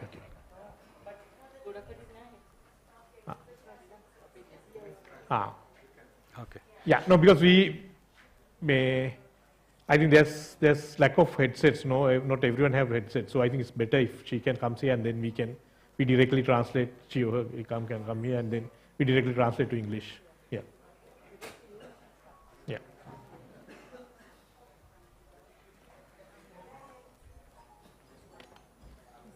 Yeah, he's coming.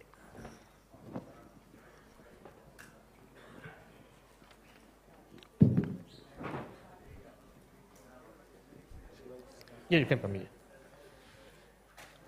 শুভ বিকেল। Good afternoon, everyone. ধন্যবাদ moderator. ধন্যবাদ উপস্থিত সকলকে আমার পক্ষ থেকে এবং আমার সংগঠন বাংলাদেশ এগ্রিকালচার ফার্ম লেবার ফেডারেশনের পক্ষ থেকে অসংখ্য ধন্যবাদ। Thanks to everyone presented here from my organization, BAFLF. আমাদের সংগঠনের যেই শ্রমিকরা এরা মূলত Bangladesh rice research institute, Bangladesh agriculture research institute, jute research institute, dairy farm, BADC farm মানে Bangladesh agriculture development corporation farm, sericulture farm, এই ফার্মের যে ফিল্ডে যেই কাজ করে সেই শ্রমিকদের একটা জাতীয় সংগঠন। The members of our organization is basically from the different government-owned organizations such as Rice Research and BADC and seed development boards, this kind of. তো মানে আমাদের আসলে শ্রমিকরা যখন ফিল্ডে কাজ করে অর্থাৎ সরকারি প্রতিষ্ঠানে কাজ করে তখন আসলে সে এগ্রিকালচার ওয়ার্কার্স, কিন্তু যখন সে তার পারিবারিক কাজ করে গিয়ে তার নিজের ফিল্ডে কাজ করে তখন আসলে সে একজন কৃষক। So these members, when they work in the government organizations, they are agriculture workers, but when they are working at their home, then they are farmers. তো আসলে একজন শ্রমিক আসলে দুইটা ক্যারেক্টার ধারণ করে। তো একটা প্রবাদ আছে আমাদের দেশে, একটা প্রবাদ আছে যে আমরা মাছে ভাতে বাঙালি। So a worker here actually have two roles. So, and in our country there is a saying that says Bengali is about rice and fish. তো এটা একটা সময়, এটা যদিও এখন ইতিহাস, ন্যাচারাল মাছ এখন আর নাই। যখন মানে তথাকথিত যে গ্রিন রেভলিউশন, এই রেভলিউশনের ফলে আমাদের যে ন্যাচারাল মাছ ছিল, মৎস্য সম্পদ ছিল, এটা আসলে এখন আর নাই। But that's history now, because of the green revolution,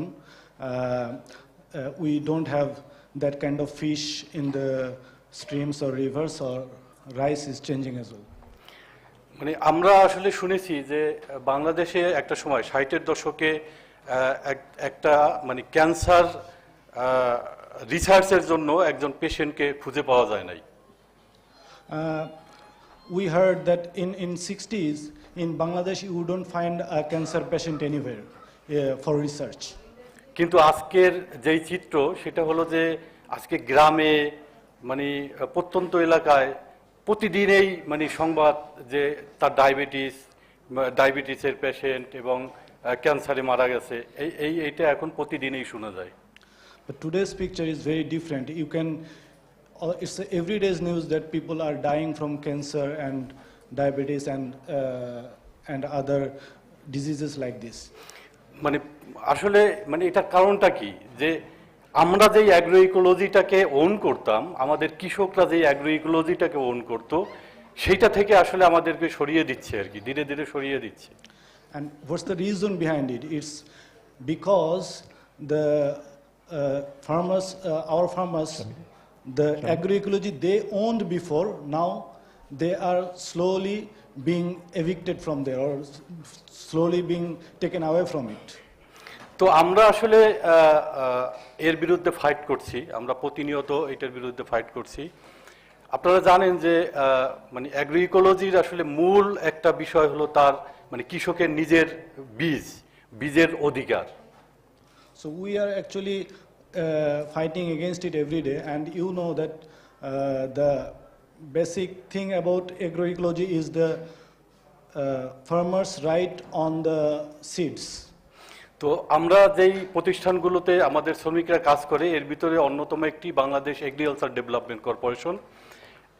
এই এগ্রিকালচার ডেভেলপমেন্ট কর্পোরেশন হলো মানে ভিত্তি বীজ উৎপাদন করে, অর্থাৎ যেই বীজগুলো কৃষকরা আবার মানে এটা মানে যুগে যুগে এটা ব্যবহার করতে পারে, এইটা মানে বাংলাদেশের সিড অর্থাৎ কৃষকের seed. Our one of the main place of activity is Bangladesh Agriculture Development Corporation, who produces seeds that can be reused many times. তো মানে গত এটা 90 দশকের মানে 90 দশক থেকে আসলে শুরু হয়েছে। সেটা হলো যে দেশি এবং বিদেশি কোম্পানির যেই ষড়যন্ত্র, অ্যাগ্রো বিজনেস কোম্পানি তারা ধীরে ধীরে আমাদের দেশে ঢুকতেছে এবং এটার কন্ট্রোল ধীরে ধীরে তারা নিচ্ছে, এবং সরকারও সে চাচ্ছে যে যারা প্রাইভেট সেক্টর ভালো করবে তাদের কাছে এর ওই জায়গা থেকে সরকার আসলে সরে আসবে।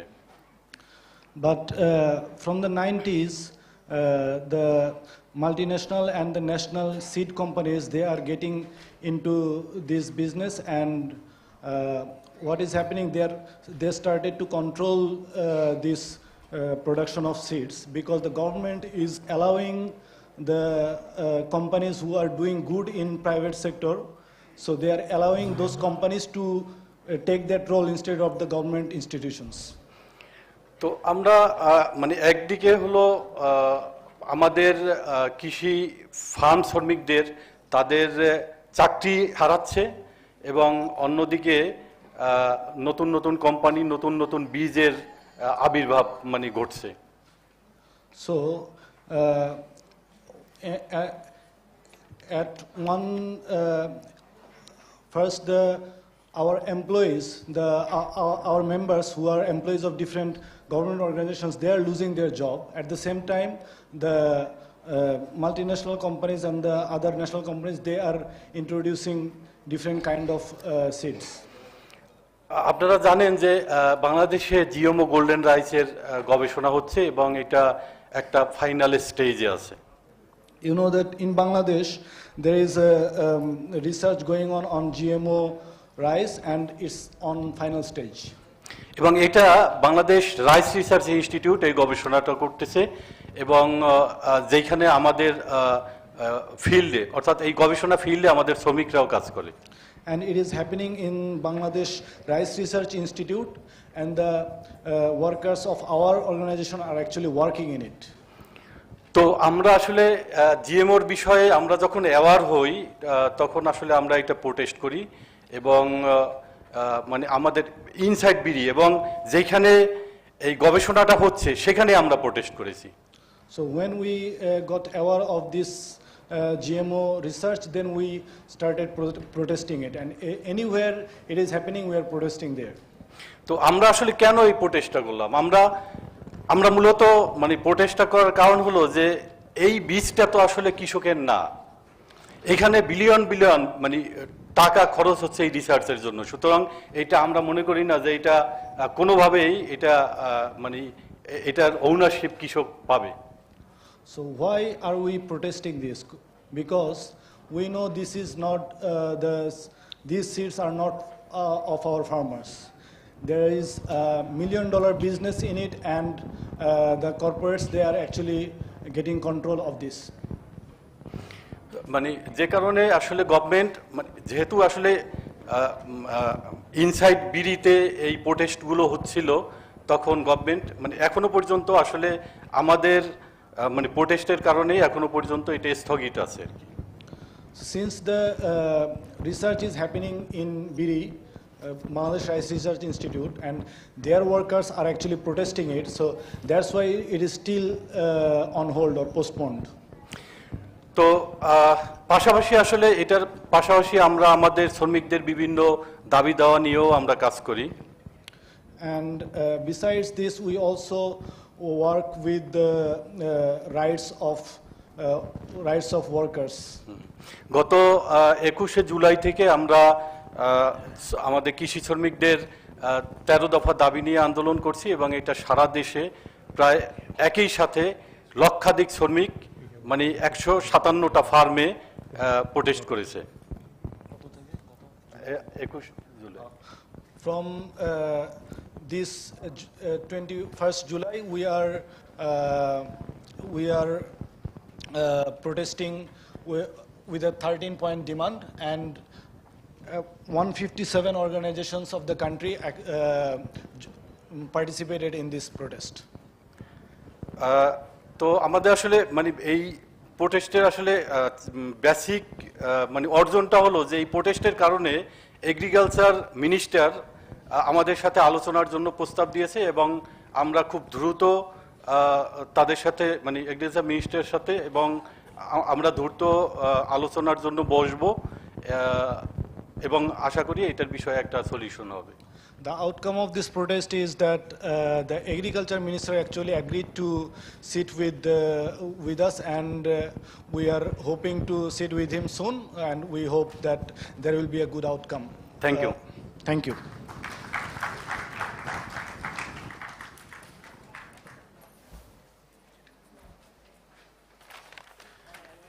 Thank you, comrades. Unfortunately, we are running out of time, so ideally we would like to have some time for questions and answers, but I don't think we can have that. So I would like to wind up this session now, so because there's one more session after this, like a small session. So I think biggest takeaway from me from this discussion is that we are talking about global agribusinesses, we are talking about international corporations taking away our resources and taking away our livelihoods and everything else. But we are seeing here is, similarly, the alternative and resistance is international and global. It has to be international and global, and what we are seeing in other countries, like in the region as well as in other countries in the world, the alternative, agroecology, food sovereignty as a movement is coming up, it's building, and it's winning its battles. So I think the war is still ahead, but we are winning some battles and losing some. But I think as a movement of people, I think we can definitely fight this, and we don't have any other alternative than fighting this. So thank you very much once again for sharing your inspiration stories, and I think it's big thing for us also. So thank you very much, comrades.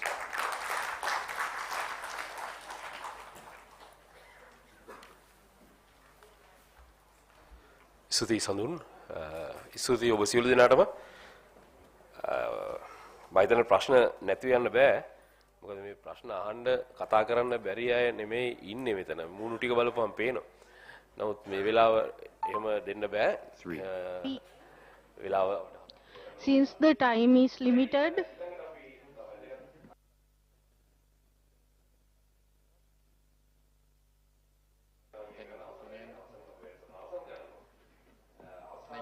before ending our program, there is something that is afternoon tea. It is ready.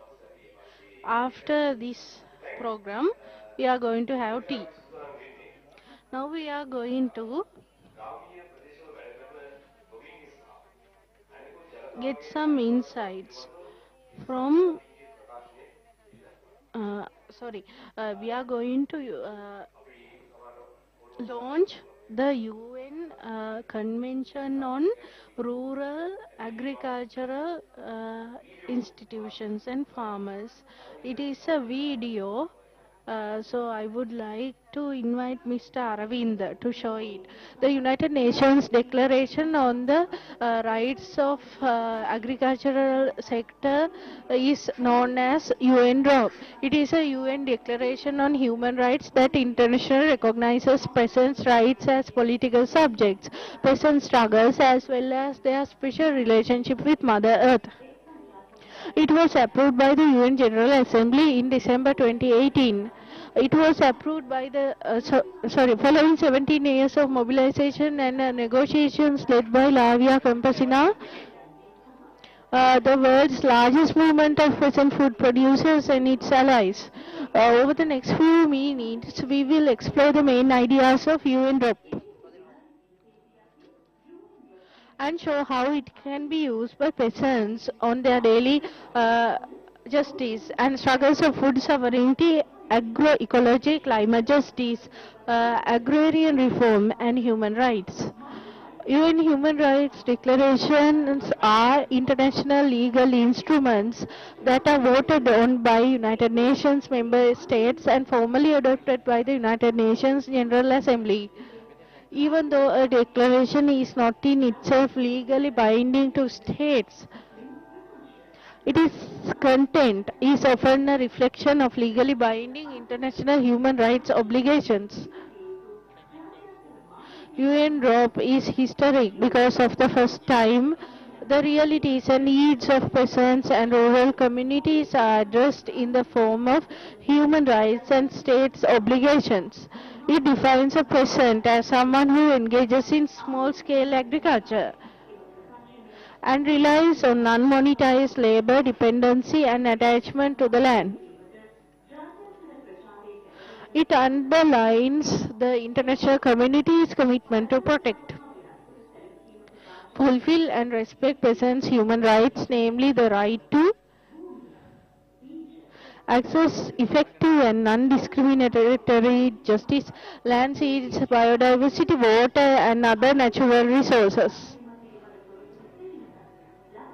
Seek, receive, developed and impact information about processing,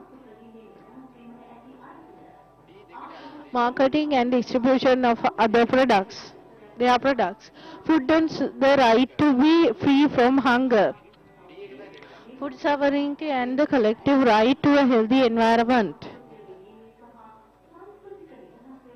Social security and the right to health, housing and education. Enjoy culture and pursue culture development freely. And the rights of peasant women and other women working in rural areas. UNROP is important because it was written by peasants for peasants and is based on our own realities and experiences. It acknowledges our relationship with the land, as well as our shared oppression at the hands of transnational companies and agribusinesses. Additionally, as an international legal instrument, it outlines states' obligations to enforce the rights of all peasants and rural communities by protecting our needs. It is a declaration like no other. UNROP can be used as a toolbox to face discrimination and oppression. UNROP has the potential to protect us and assist our community in our daily lives through community organization, documenting rights, drafting legislation and public policies, claiming our rights before the court, communication with the media. And the good news is that many organizations from all over the world, such as Palestine, Canada, Indonesia, Nepal, Uganda, Colombia, and many European countries are already using UNROP to demand that our rights be respected. For more information, you can access UNROP's illustrated booklets from La Via Campesina's website. These books break down the UNROP themes and explore the depth, the ways it can offer protection to our community. Let's globalize the struggle and globalize hope.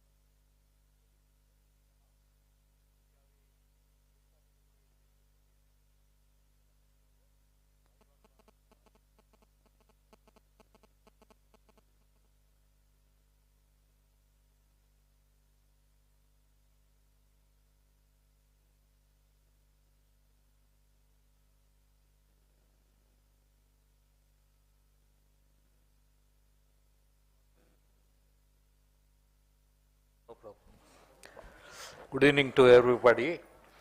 Anuka was very helpful in giving me how to say good evening in Simala language. But after hearing so many speeches, I have forgotten what to say. Monlar, I will wish you a very happy evening. Via Campesina, all the leaders of farmers, delegates from various countries, ladies and gentlemen, wish you all a very good evening. You have just now been introduced to UNROP. which is a new phenomenon. When the panelists were sitting here in the previous session, I was very happy to note a unique commonality between all the countries that were represented on the dais.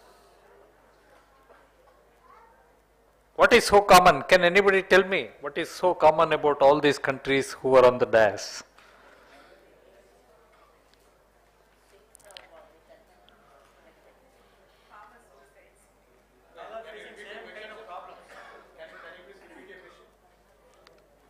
All of us became independent almost at the same time. We have spent over 75 years of freedom. We have drafted our own constitutions. Pakistan has drafted its own constitution. Sri Lanka has drafted its own constitution. India has drafted its own constitution. Why I am pressing on this point is,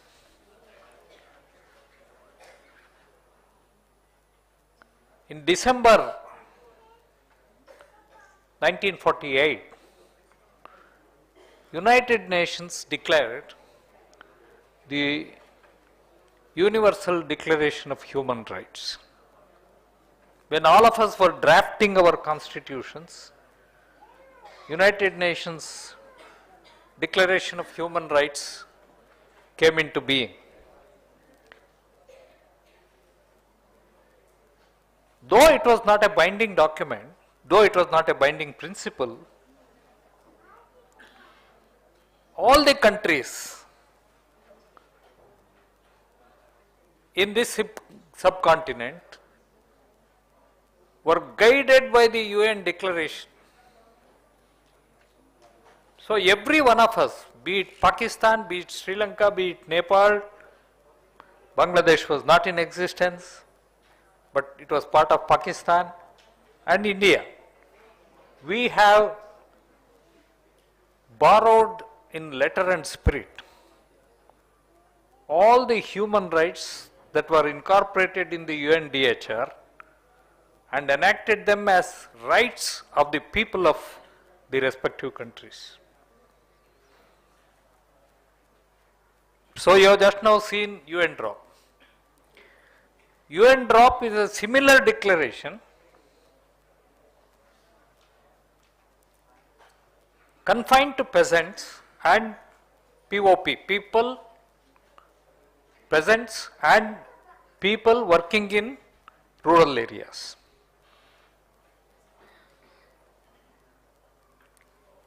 For the first time, United Nations has recognized the importance of the rights of the peasants and more importantly rights of peasant women. I am extremely happy that the Women's Conference has deliberated for the last 3-4 days and they have discussed various issues relating to women exclusively by themselves. I hope we will get a feedback in this session. So it is very important for us to notice that UN drop has recognized not only the rights of the peasants, not only the rights of the people working in rural areas, landless laborers, people who are depending on land for their livelihood, fisher folk, they are all recognized as beneficiaries of this mega document called UN drop. Now as you have already seen, it has about 28 articles. 28 articles spread over various issues. I will not trouble you with the preamble, which gives in detail as to why they have enacted this. Liberty, equality, justice is very important. Justice is given a special focus here.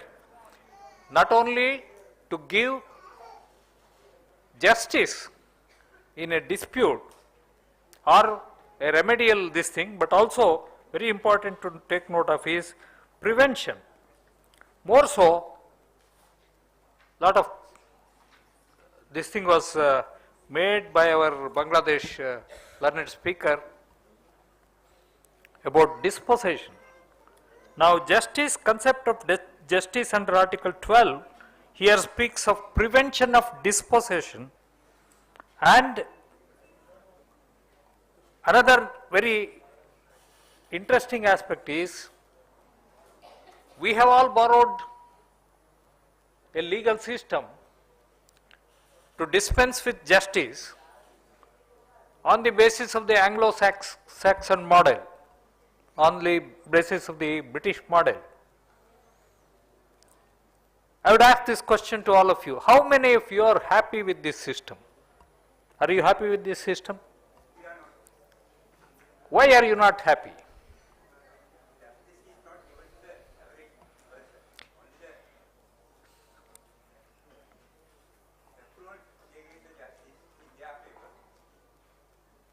Any other answer?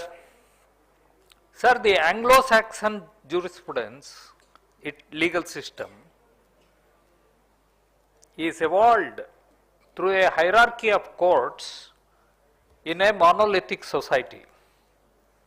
Whereas all the countries in South Asia, we are not monolithic societies, but we are plural societies.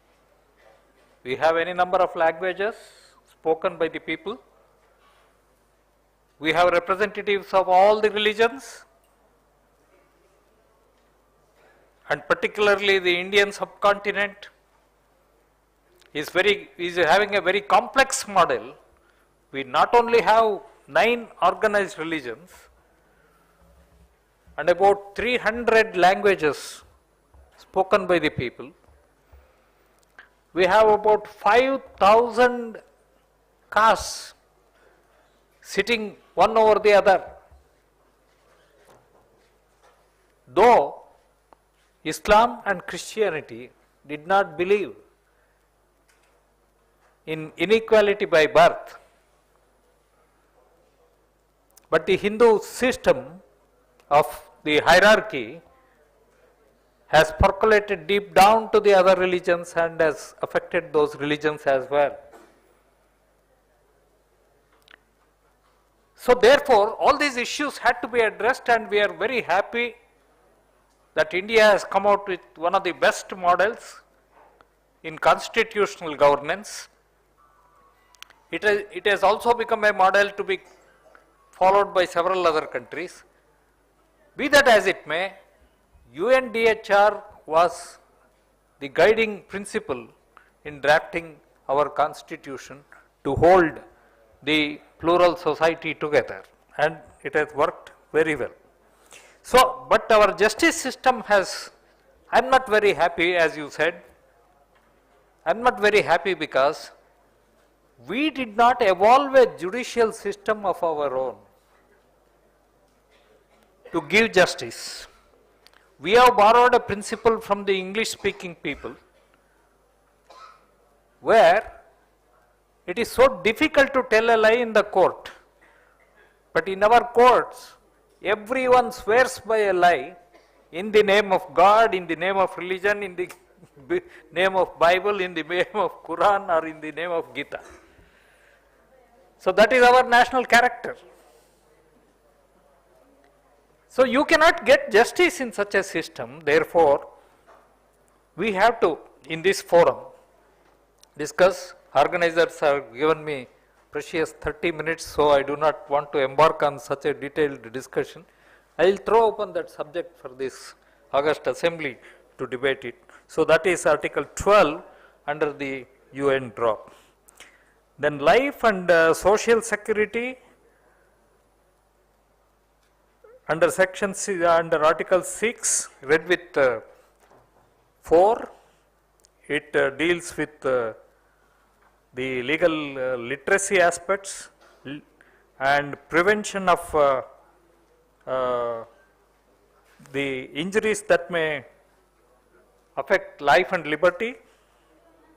And it is here that both Monlar and Via Campesina have a big role to play.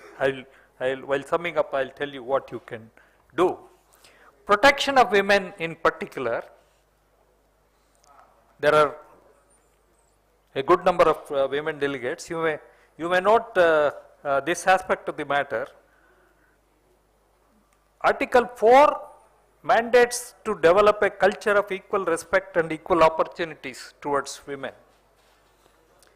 Provide equality in education of girl child, universal primary education, prevent inequality in elementary schools,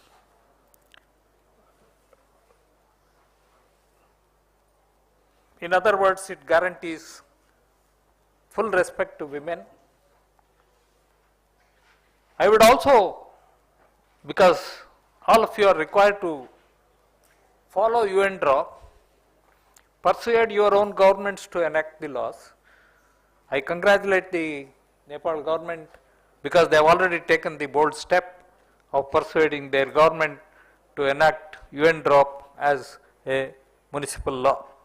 So while doing that, what you should know is, while discrimination towards women is prohibited, while discrimination against villagers is prohibited, discrimination against farmers is prohibited, nothing more is said in UN drop because the inequality exists. If you just prohibit discrimination and leave it there, two horses are made to run. One is a toiling horse, another is a race horse. Giving equality of opportunities won't help. You may prevent discrimination towards a toiling horse or bias towards a race horse. But how will you bridge the inequality between a race horse and a toiling horse? That is not spoken to by UN drop. A bridge will have to be thought of. While discriminating, while prohibiting discrimination, the activists may kindly take note of it. You have to speak of a bridge to arrest the growth of inequality and to bridge the gap between the unequals. Now that can only be done by what is now very well experimented philosophy of affirmative action.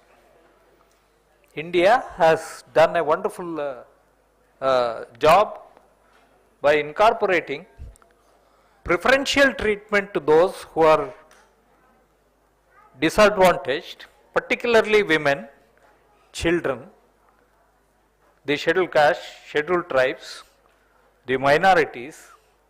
So the gap between the unequals is bridged in this process through the doctrine of affirmative action.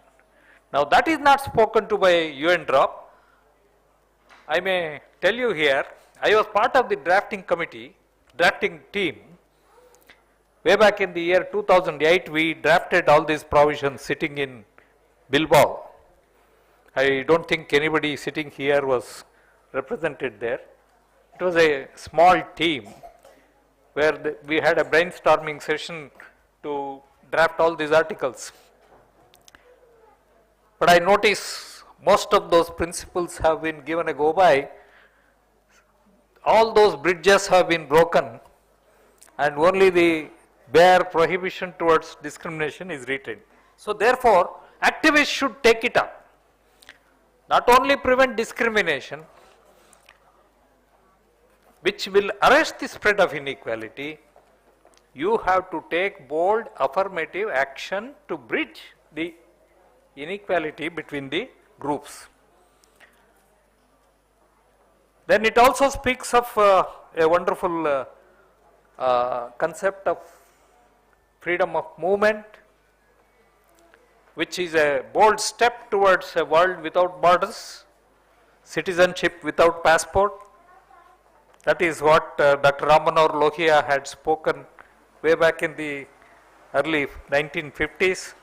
Livelihood is guaranteed, land rights are secured, right to seeds are secured, environment rights are secured, water is another important subject to which UNDROP has addressed. Education, this is, kindly mark this is a very important provision. Education is made one of the basic rights, and development of skills among the peasants and PPP projects, the peasant and scientists projects, they are spoken of. Grant in aid to the institutions to promote education among farmers is spoken of. Then knowledge, housing, they are also spoken. And more importantly, United Nations is given the all important job to ensure that UNDROP is fully realized. Article 27, 28, development assistance to be given. So, whenever you persuade a government and you need any UN assistance, you can fall back upon the UN to fund your activities, or you take a program to make the farmers of Sri Lanka, farmers of Pakistan become aware of UNDROP. Such activities can be generously funded by UN. So, you can quote these provisions, Article 27, 28. Then development assistance is available from the UN, and cooperation of the states can be mandated by UN. More importantly, these provisions mandate that the farmers should be consulted, peasants should be consulted in formulating policies, in implementing UNDROP. Also, promotion of respect towards POP, then limitations through law to prohibit discrimination, and then prohibit human rights friendly provisions to be drafted. These are the mandates of Articles 27 and 28. I would like to particularly emphasize the feminine perspective. For the first time, a document has come out with such a bold declaration in favor of women. Now that may be seen in Article 4, where women's rights are specially mentioned, and there is a specific mention everywhere. I am very happy, Madam Saima Zia from Pakistan, she quoted the plight of women in Pakistan, because the UN Women, an organization which is working for the welfare of women, has noticed that 20% of the women all over the world only own lands or have title to the properties. What is shocking is Pakistan has a very low, hardly 3% population of women who are peasants and who are owners. Particularly Pakistan, why only Pakistan? Women all over the world have suffered layers of discrimination. They have been kept out. They are all condemned to be either cooks or caretakers, or at the most they are allowed to be as mothers, to run the house only for the domestic affairs and nothing beyond that. But even a mother is not given the title. I can give you illustrations after illustrations. Added to this is the factor of polygamy, live-in relationships, or similar arrangements where women are not even having the right which a wife enjoys in a matrimonial home. So that is one very serious handicap. Even in China, hardly 18% of the married women are found to be owners of properties. They are particularly vulnerable, as Mr. Goran mentioned, when they are dispossessed. They don't get, because they don't have the title, they don't get any share in the compensation. So they are the worst hit. In the name of development, when farmers' properties are acquired, a very strange thing is, though all over the world they prepare the food, the maximum number of people who go hungry are women. 400 million peasants women suffer from hunger, 60% in South Sahara and 70% in South Asia.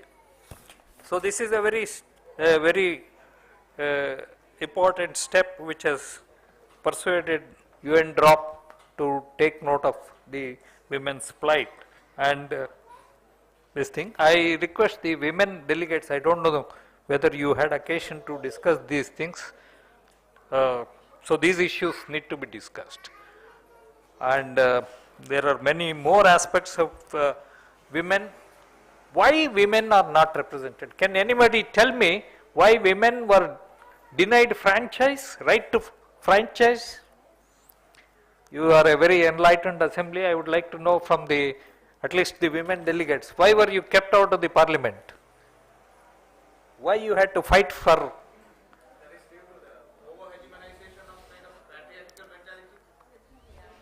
Good example, good answer, but not fully correct. Any other answer? Why were the women denied franchise? In fact, even today, many countries, they don't enjoy the right to franchise. Why were they kept out initially? I'll tell you a story. There was a race, that was a derby race that was going on, King's Derby it was called in London. Till that point of time, yeah, you wanted to say something? Madam Zaimia, you wanted to say something?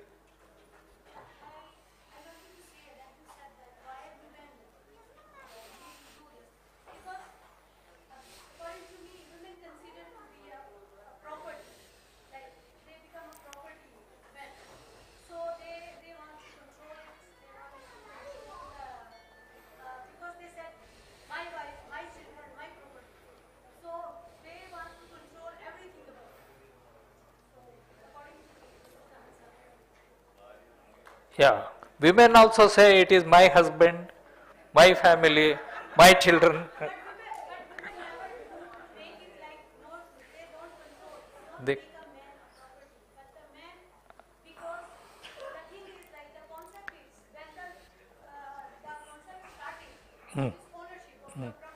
Okay.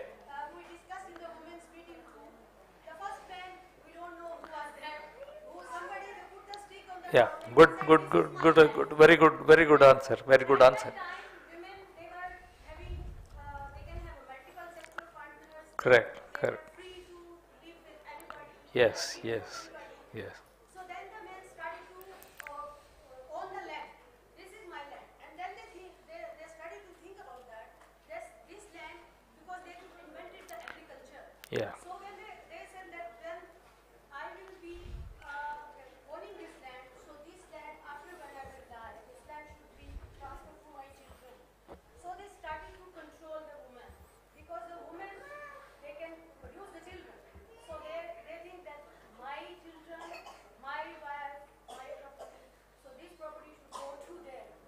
So this was like the thing, like when the sense of Then why did men relent?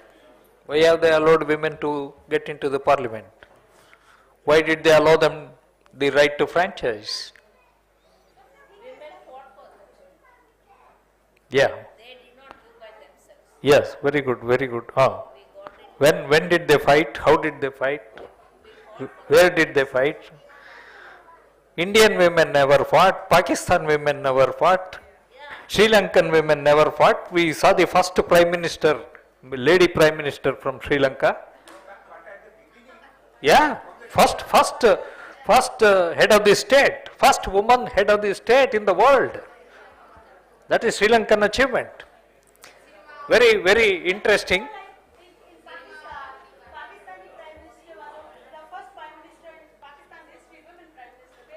Benazir Bhutto.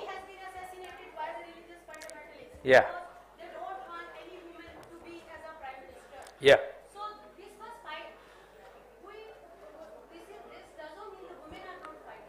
Yeah.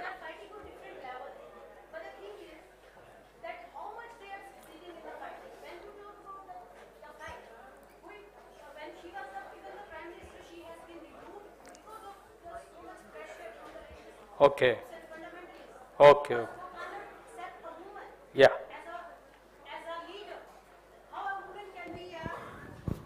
Yeah. How a woman can be a prime minister. Very. So yeah, this that's is right. like That's the things which are like have been in absolutely, ideology. absolutely correct. So you know, I'll tell you something. Why women were kept out? Why were they denied franchise? Men had a fear. Because the very first concept of a legislation was conceived to levy tax on liquor. Men had a fear that if women dominate the parliament, they may impose prohibition and prevent them from taking liquor. So they did not allow them to come to the parliament. And that is why right to franchise was denied to women. Till a very interesting thing happened in London. King's Derby was taking place. A lady by name Emily Davison, all the ladies, you should read the story of this lady. She is the one who got you the right to franchise.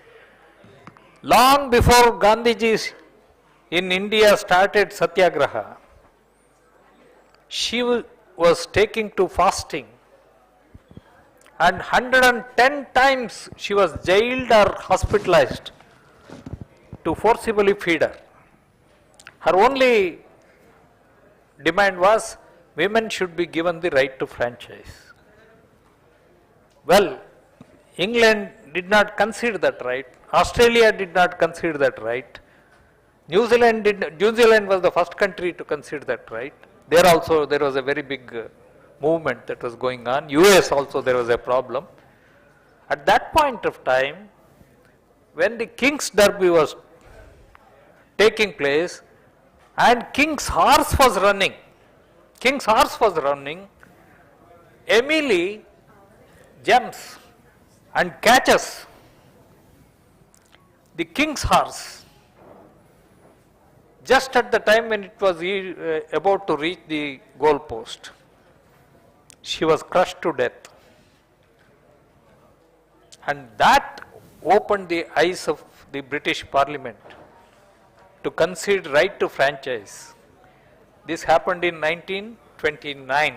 So the first election after that, women were given the franchise. All the countries in the region, we have by our constitution guaranteed right to franchise to women. That is because thanks to UN declaration.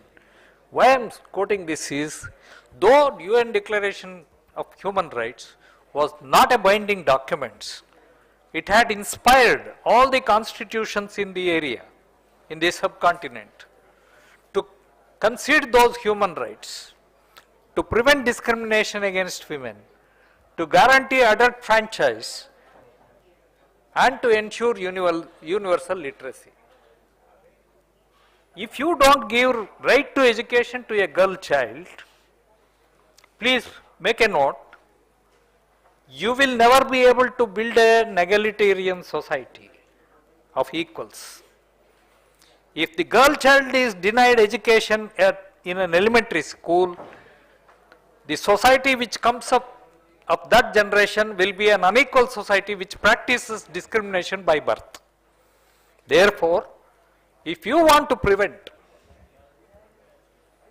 any form of discrimination against peasant women, please ensure that they are all enrolled in schools, they get the best of education, persuade governments to give free education to girl children, persuade governments to give full education to girl children, and this has to be done as a movement that is launched. I am very happy and proud to tell you, Karnataka Rajya Raita Sangha, which is represented by Chukki and Comrade Rajagoda, Mr. Bellari, and Mr. Avinash, Nalini and others. I am very proud to tell you, legal literacy was a program launched by Farmers Association, Rajya Raita Sangha. Nearly 140 farmers were killed by the police when they were carrying on an agitation. So we started training the farmers in the art of resisting police atrocities. We legally empowered them to go to court without the help of lawyers and to fight cases against police atrocities. And that is when the police atrocities stopped. I would recommend all of you in your organizations to take up UN drop literacy as a movement to empower the farmers, more particularly the farmer women, peasant women. Empower them on the rights that are guaranteed under UN drop. They will persuade, they will launch the movement to force the government to enact a law. Mr. Avinash is here in his taluka. We held a study camp for 10,000 farmers in Hanumantapura, in a village called Hanumantapura. So, it was a massive literacy program, legal literacy program we launched, which empowered the farmers to resist all atrocities by the government against them. So, I recommend the activists, the farmers leaders here to take up UN drop. Let this be your mission, let this be your Bible, let this be your Quran to train the peasants and the peasants' women. With these words I conclude. I have already been given a quick notice. So if there are any questions thrown open, I will be very happy to take. If time permits. Okay. Thank you.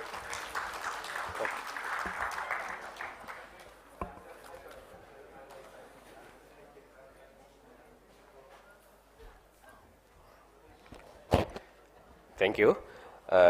සමහර වෙලාවට අපිට සමහර දේවල් කොච්චර හොඳ වුණත් අතරමඟ නවත්තන්න සිද්ධ වෙනවා. මේ කාලය හරස් වෙන නිසා. අපිට තව ඉතාම කෙටි අදහස් දැක්වීමක් තියෙනවා. අපි ආරාධනා කරනවා මේ අදහස් දැක්වීම පස්සේ අපි බලාපොරොත්තු இந்த கருத்து தெரிவிப்பின் பின்னர் பல மொழிகளிலே இந்த பிரகடனம் එළි දැක්වීමේ කටයුත්ත කරන්න.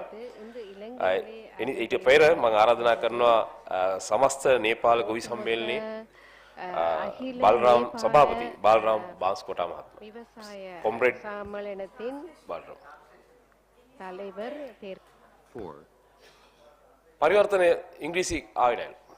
3 හරිද? ඉන්න. wait 1 minute.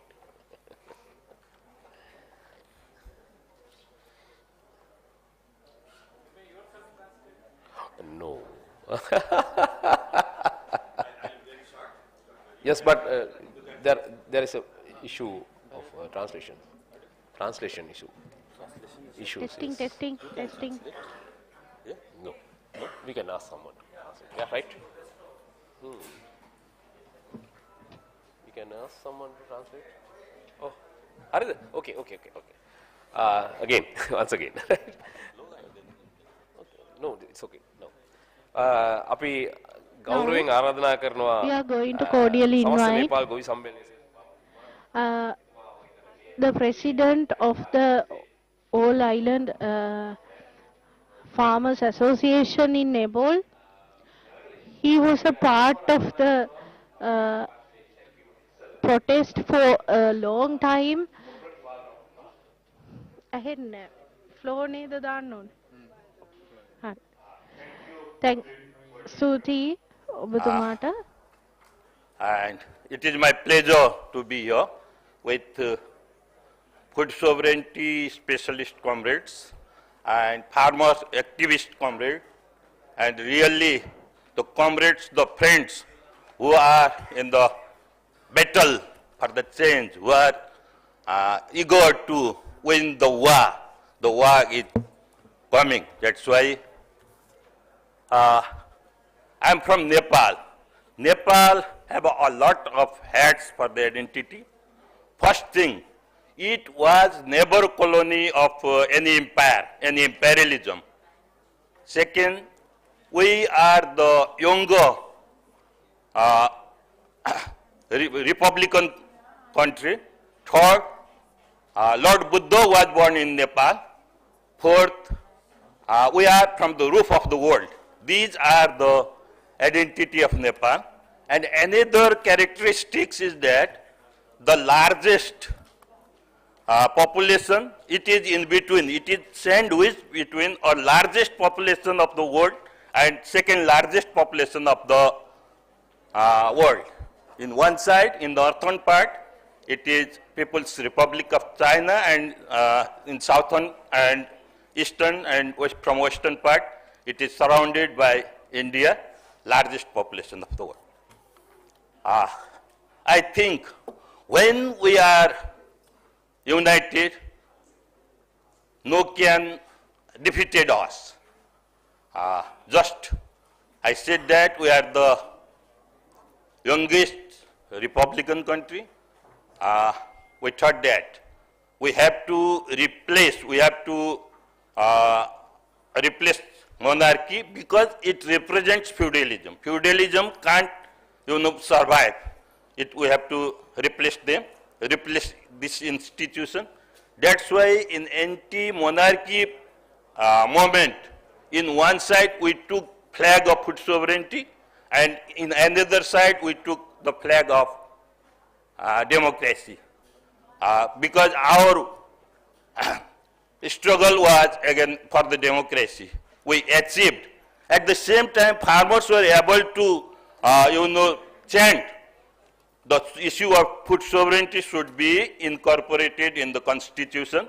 For this, I have again grateful for the Labia Campesina. I can't forget Paul Nicholson, who came to Nepal and gave solidarity. He spoke for the people's movement, for the movement of the food sovereignty. I think we are in the advancing process of food sovereignty. It is, I think, science. It is not dogmatism. In South Asia, the situation is different. Therefore, the Indian comrades are fighting in their one situation. The comrades from Pakistan in their one situation. Sri Lanka adding the elements of agroecology. It's going in one way, and we are in another part. Our position is just our Secretary General, Comrade Pramesh, explained. We are in the process of strengthening. We are in the process of implementing food sovereignty in our one situation. But I have some experiences. Labia Campesina just realized that corporate is using corporate globalizer are using even UN in this way or that way, but I have some experiences in Nepal. When we are in the process of implementing food sovereignty and making law and all these things, FAO representatives came to our office and they want to convince us in conspiracy way, and we denounced him. He came again and again, but we stand in our one way. That's why we are able. Another part in the parliament also, there is bill and there is, we all understand, Bidhek and law. Bidhek means bill and law. When the bill will proceed in the process, the bill was in the process to forward in the parliament, there was very good word that the law of food sovereignty. When it was converting to law, the single word was not in our law, the word of the food sovereignty. We fought very hard and we were able to make food sovereignty law. And the tax is not easy now also. There is some rules, regulation regarding food sovereignty, and we are fighting for the issue of food sovereignty. And for the UN drop also, I have no hesitation to say that two ministers from our organizations, basically agriculture minister was there, and now is also agriculture ministry is with us, but he is trying a lot to implement. But in the neoliberalism, how it is strong, it is disturbing by this way or that way. It is disturbing and it is imposing, it is forcing not to implement it, the laws and all these things using bureaucracy.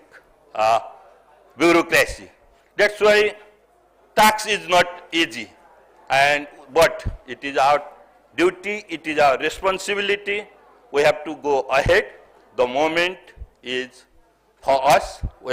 I again congratulate Indian friends who fought very hard and for their right. And Modi was,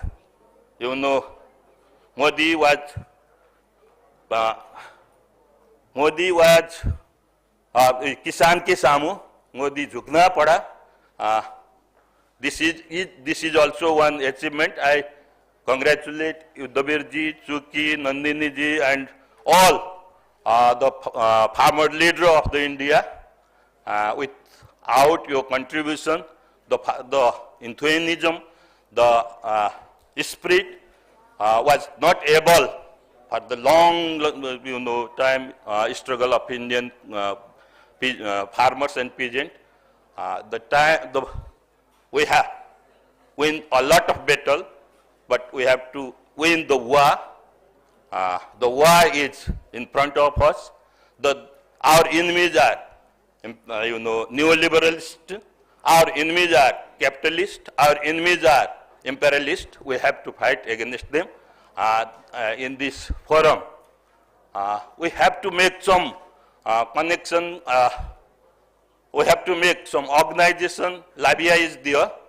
It is for the peasant sector and for the political sector and other sector. We need some networks to go together. We are together.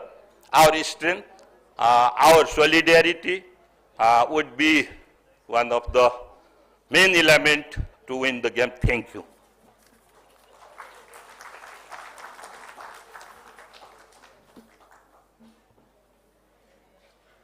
අපි මේ ප්‍රකාශනය එළි දැක්වීම සඳහා මම චින්තක Rajapaksa in order to මේකට මාරු කරා ඒ උනට A3 මේකට යන්නද නෑ ඔන්න මේක යන්න ඉංග්‍රීසි හරි.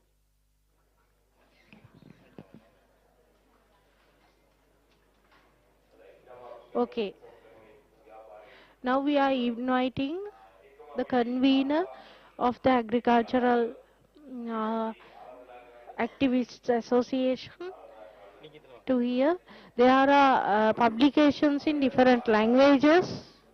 In Kannada language, we are inviting Miss Nalini Niruda, and in Sinhala language, we are inviting Shiva Shalini. In Hindi language, we are inviting Sonu Singh. In Nepal language, we are inviting Amrita. In Sinhala language, we are inviting Mr. Tusita. Urdu Kumar Abbas.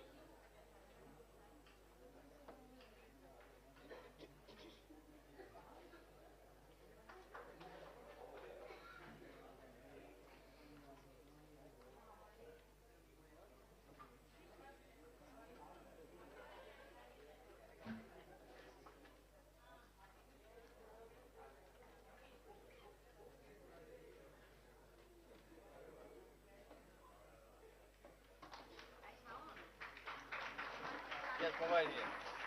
Mobile here. It's yours, yes. We recognized because the face recognition there.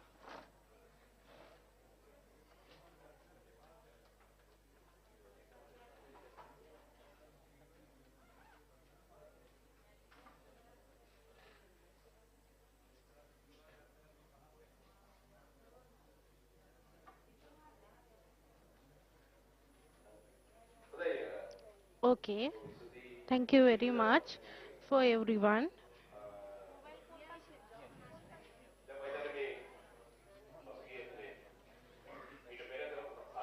Earlier we had several discussions and we listened to many speeches that we need to read this UN drop declaration,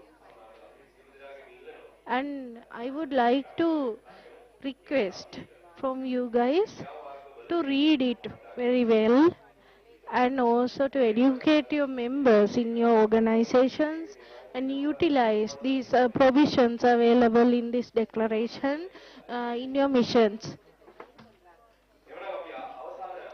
So, we are going to conclude the session by listening to the last speech for today.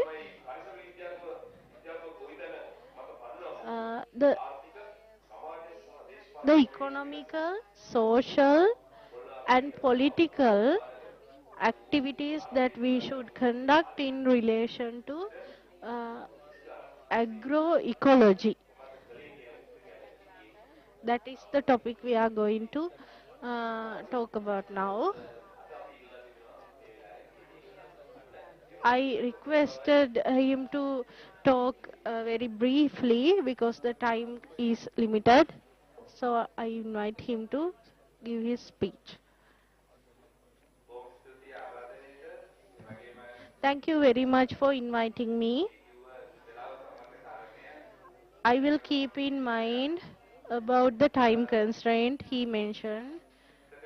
Firstly, I would like to get your permission to talk about this topic. Here, we have several representatives of different countries, and we met many people belonging to different generations, and you are part of these missions for years. Some people started doing initiatives on this behalf, even before we were born. And they were a part of this mission. They have a huge history behind them. I respect all of them, and I would like to express my love and care towards them. The history is nothing to be left behind. It is very important for us. The things they have done in the past are very important. I would like to thank India, Bangladesh, and Nepal, as well as Pakistan, representatives who are present here today. Your attendance was a huge pleasure for us. Thank you very much. Then I'll finish my speech within 15 minutes. I have to highlight few points. One is, throughout today, we were doing many initiatives. We organized this event, and also we had many discussions about the agroecology. We were putting certain important insights on the table today. So, we would like to mark this day as a beginning for similar initiatives to be conducted in future. So, as the organizer of the event, we would like you to fill this form. We were not able to put it inside your file, which was given to you at the beginning of the session. But anyway, we expect you to sign it. And also we have a booklet which was launched today related to UN DROP Convention. And we believe the UN DROP Convention would be very beneficial for all the future initiatives we are going to conduct in future. And this will bring out the best in all the farmer related organizations that you are representing. This is a political initiative as well as a multi-cultural, multi-ethnic initiative. There are 28 important provisions, and this might change our future. We believe and hope in Sri Lanka we will be able to introduce a proper policy in Sri Lanka related to agriculture based on this convention. What I wanted to say is, Monroe campaign started 30 years ago. In 1970s, there was huge oppression against the general public. The government oppressed the people, and the people in the country did not have a voice, and they have to sit behind, sit and stay without doing anything. So the agricultural sector of the country faced a huge decline. The victims of such oppression have managed to come forward, and they have held each other's hands and initiated this kind of social initiatives, social enterprises, and this is very important. The society was very informed and also educated, and they did not entertain this kind of oppression. So as a result, the government as well as multinational companies were oppressing the people. The young people do not have any way of developing their lifestyles now. So that is why the agricultural sector is declining in Sri Lanka. So this day, we did many initiatives to mark the beginning of several future initiatives that will safeguard the betterment of the lives of farming community. So let's get together and do many things in future together to eliminate the poverty among the farming community, as well as to uplift the living standards of the people in the South Asian region. So what we want is, we have identified how we are going to fuel the economy, how we are going to support the declining economy as the representatives of the agricultural sector. So it is high time to implement those plans and recommendations and all strategies. We have to consider all the social, economic, political factors and make a change. We have to stand against the corrupted system. The farmers should not sit behind, and they should become the guiding force of these kind of struggles. We have to talk about the forests, the water systems, and also the production, cooperative societies, economy, market.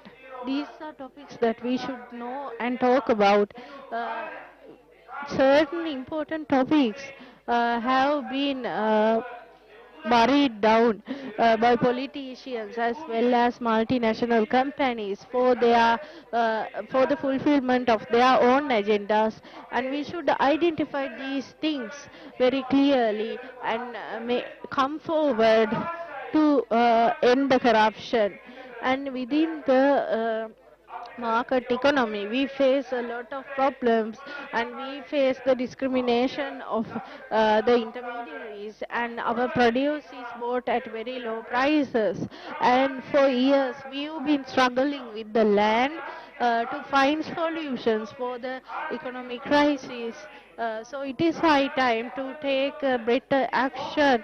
We have to develop the rural economy, and then we can develop what should be done for the national economy. Nobody can force us to sit behind. We have to come forward.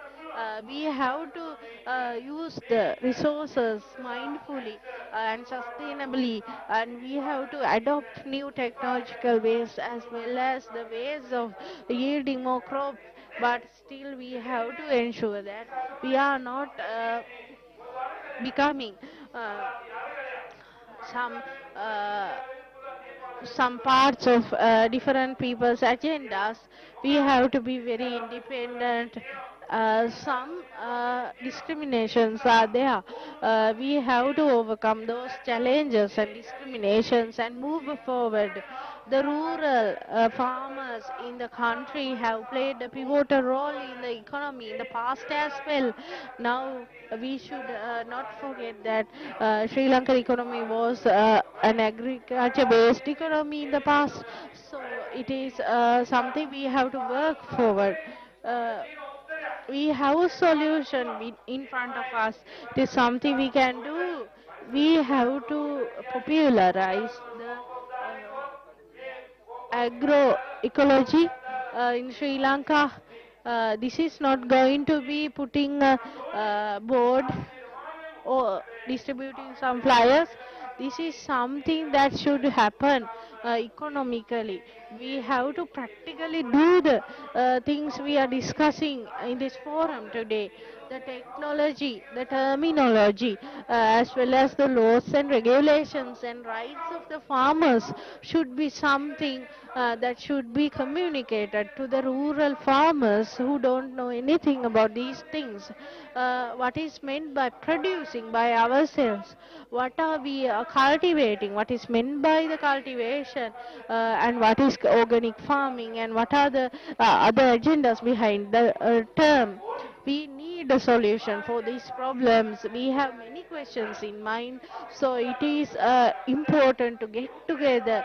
It is to advocate certain institutions in order to get what is needed for the country and the economy at large. So this initiative is political. So we have to do this as we plan. We do not have other agendas. What we are fighting for is to build an agroecological economy in Sri Lanka. In future also, there would be several initiatives and we will face all these problems in future as well. To work on this path in future in a productive manner, we have to do these things. We have to test certain things, and if things are not happening properly as we planned, then we should change our plans and move forward. So this is going to be a campaign. A campaign means there are many parties who are helping the campaign. So we have to join forces together and work. That is when we can protect our land, protect our seeds, and protect our produce, and protect our food sovereignty. So agroecology is a scientific methodology. So we have to get together to do this, make this a reality. The global business organizations also need to support the success of this agroecology concept. That is only when we can be successful. So as our organization, the organizers of this event, we would like to invite all of you to be a part of this initiative. Let's work together to achieve the goal. Thank you very much. Wish you all the best.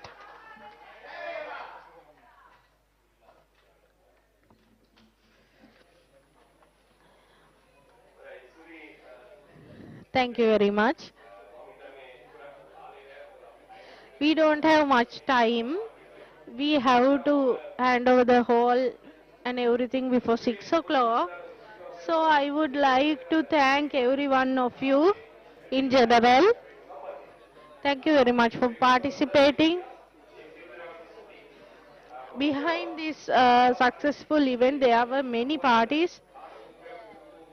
There's tea arranged for every one of you.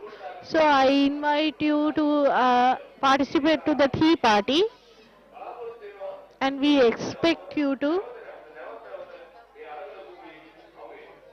I expect to meet all of you again and again in this event. And also there are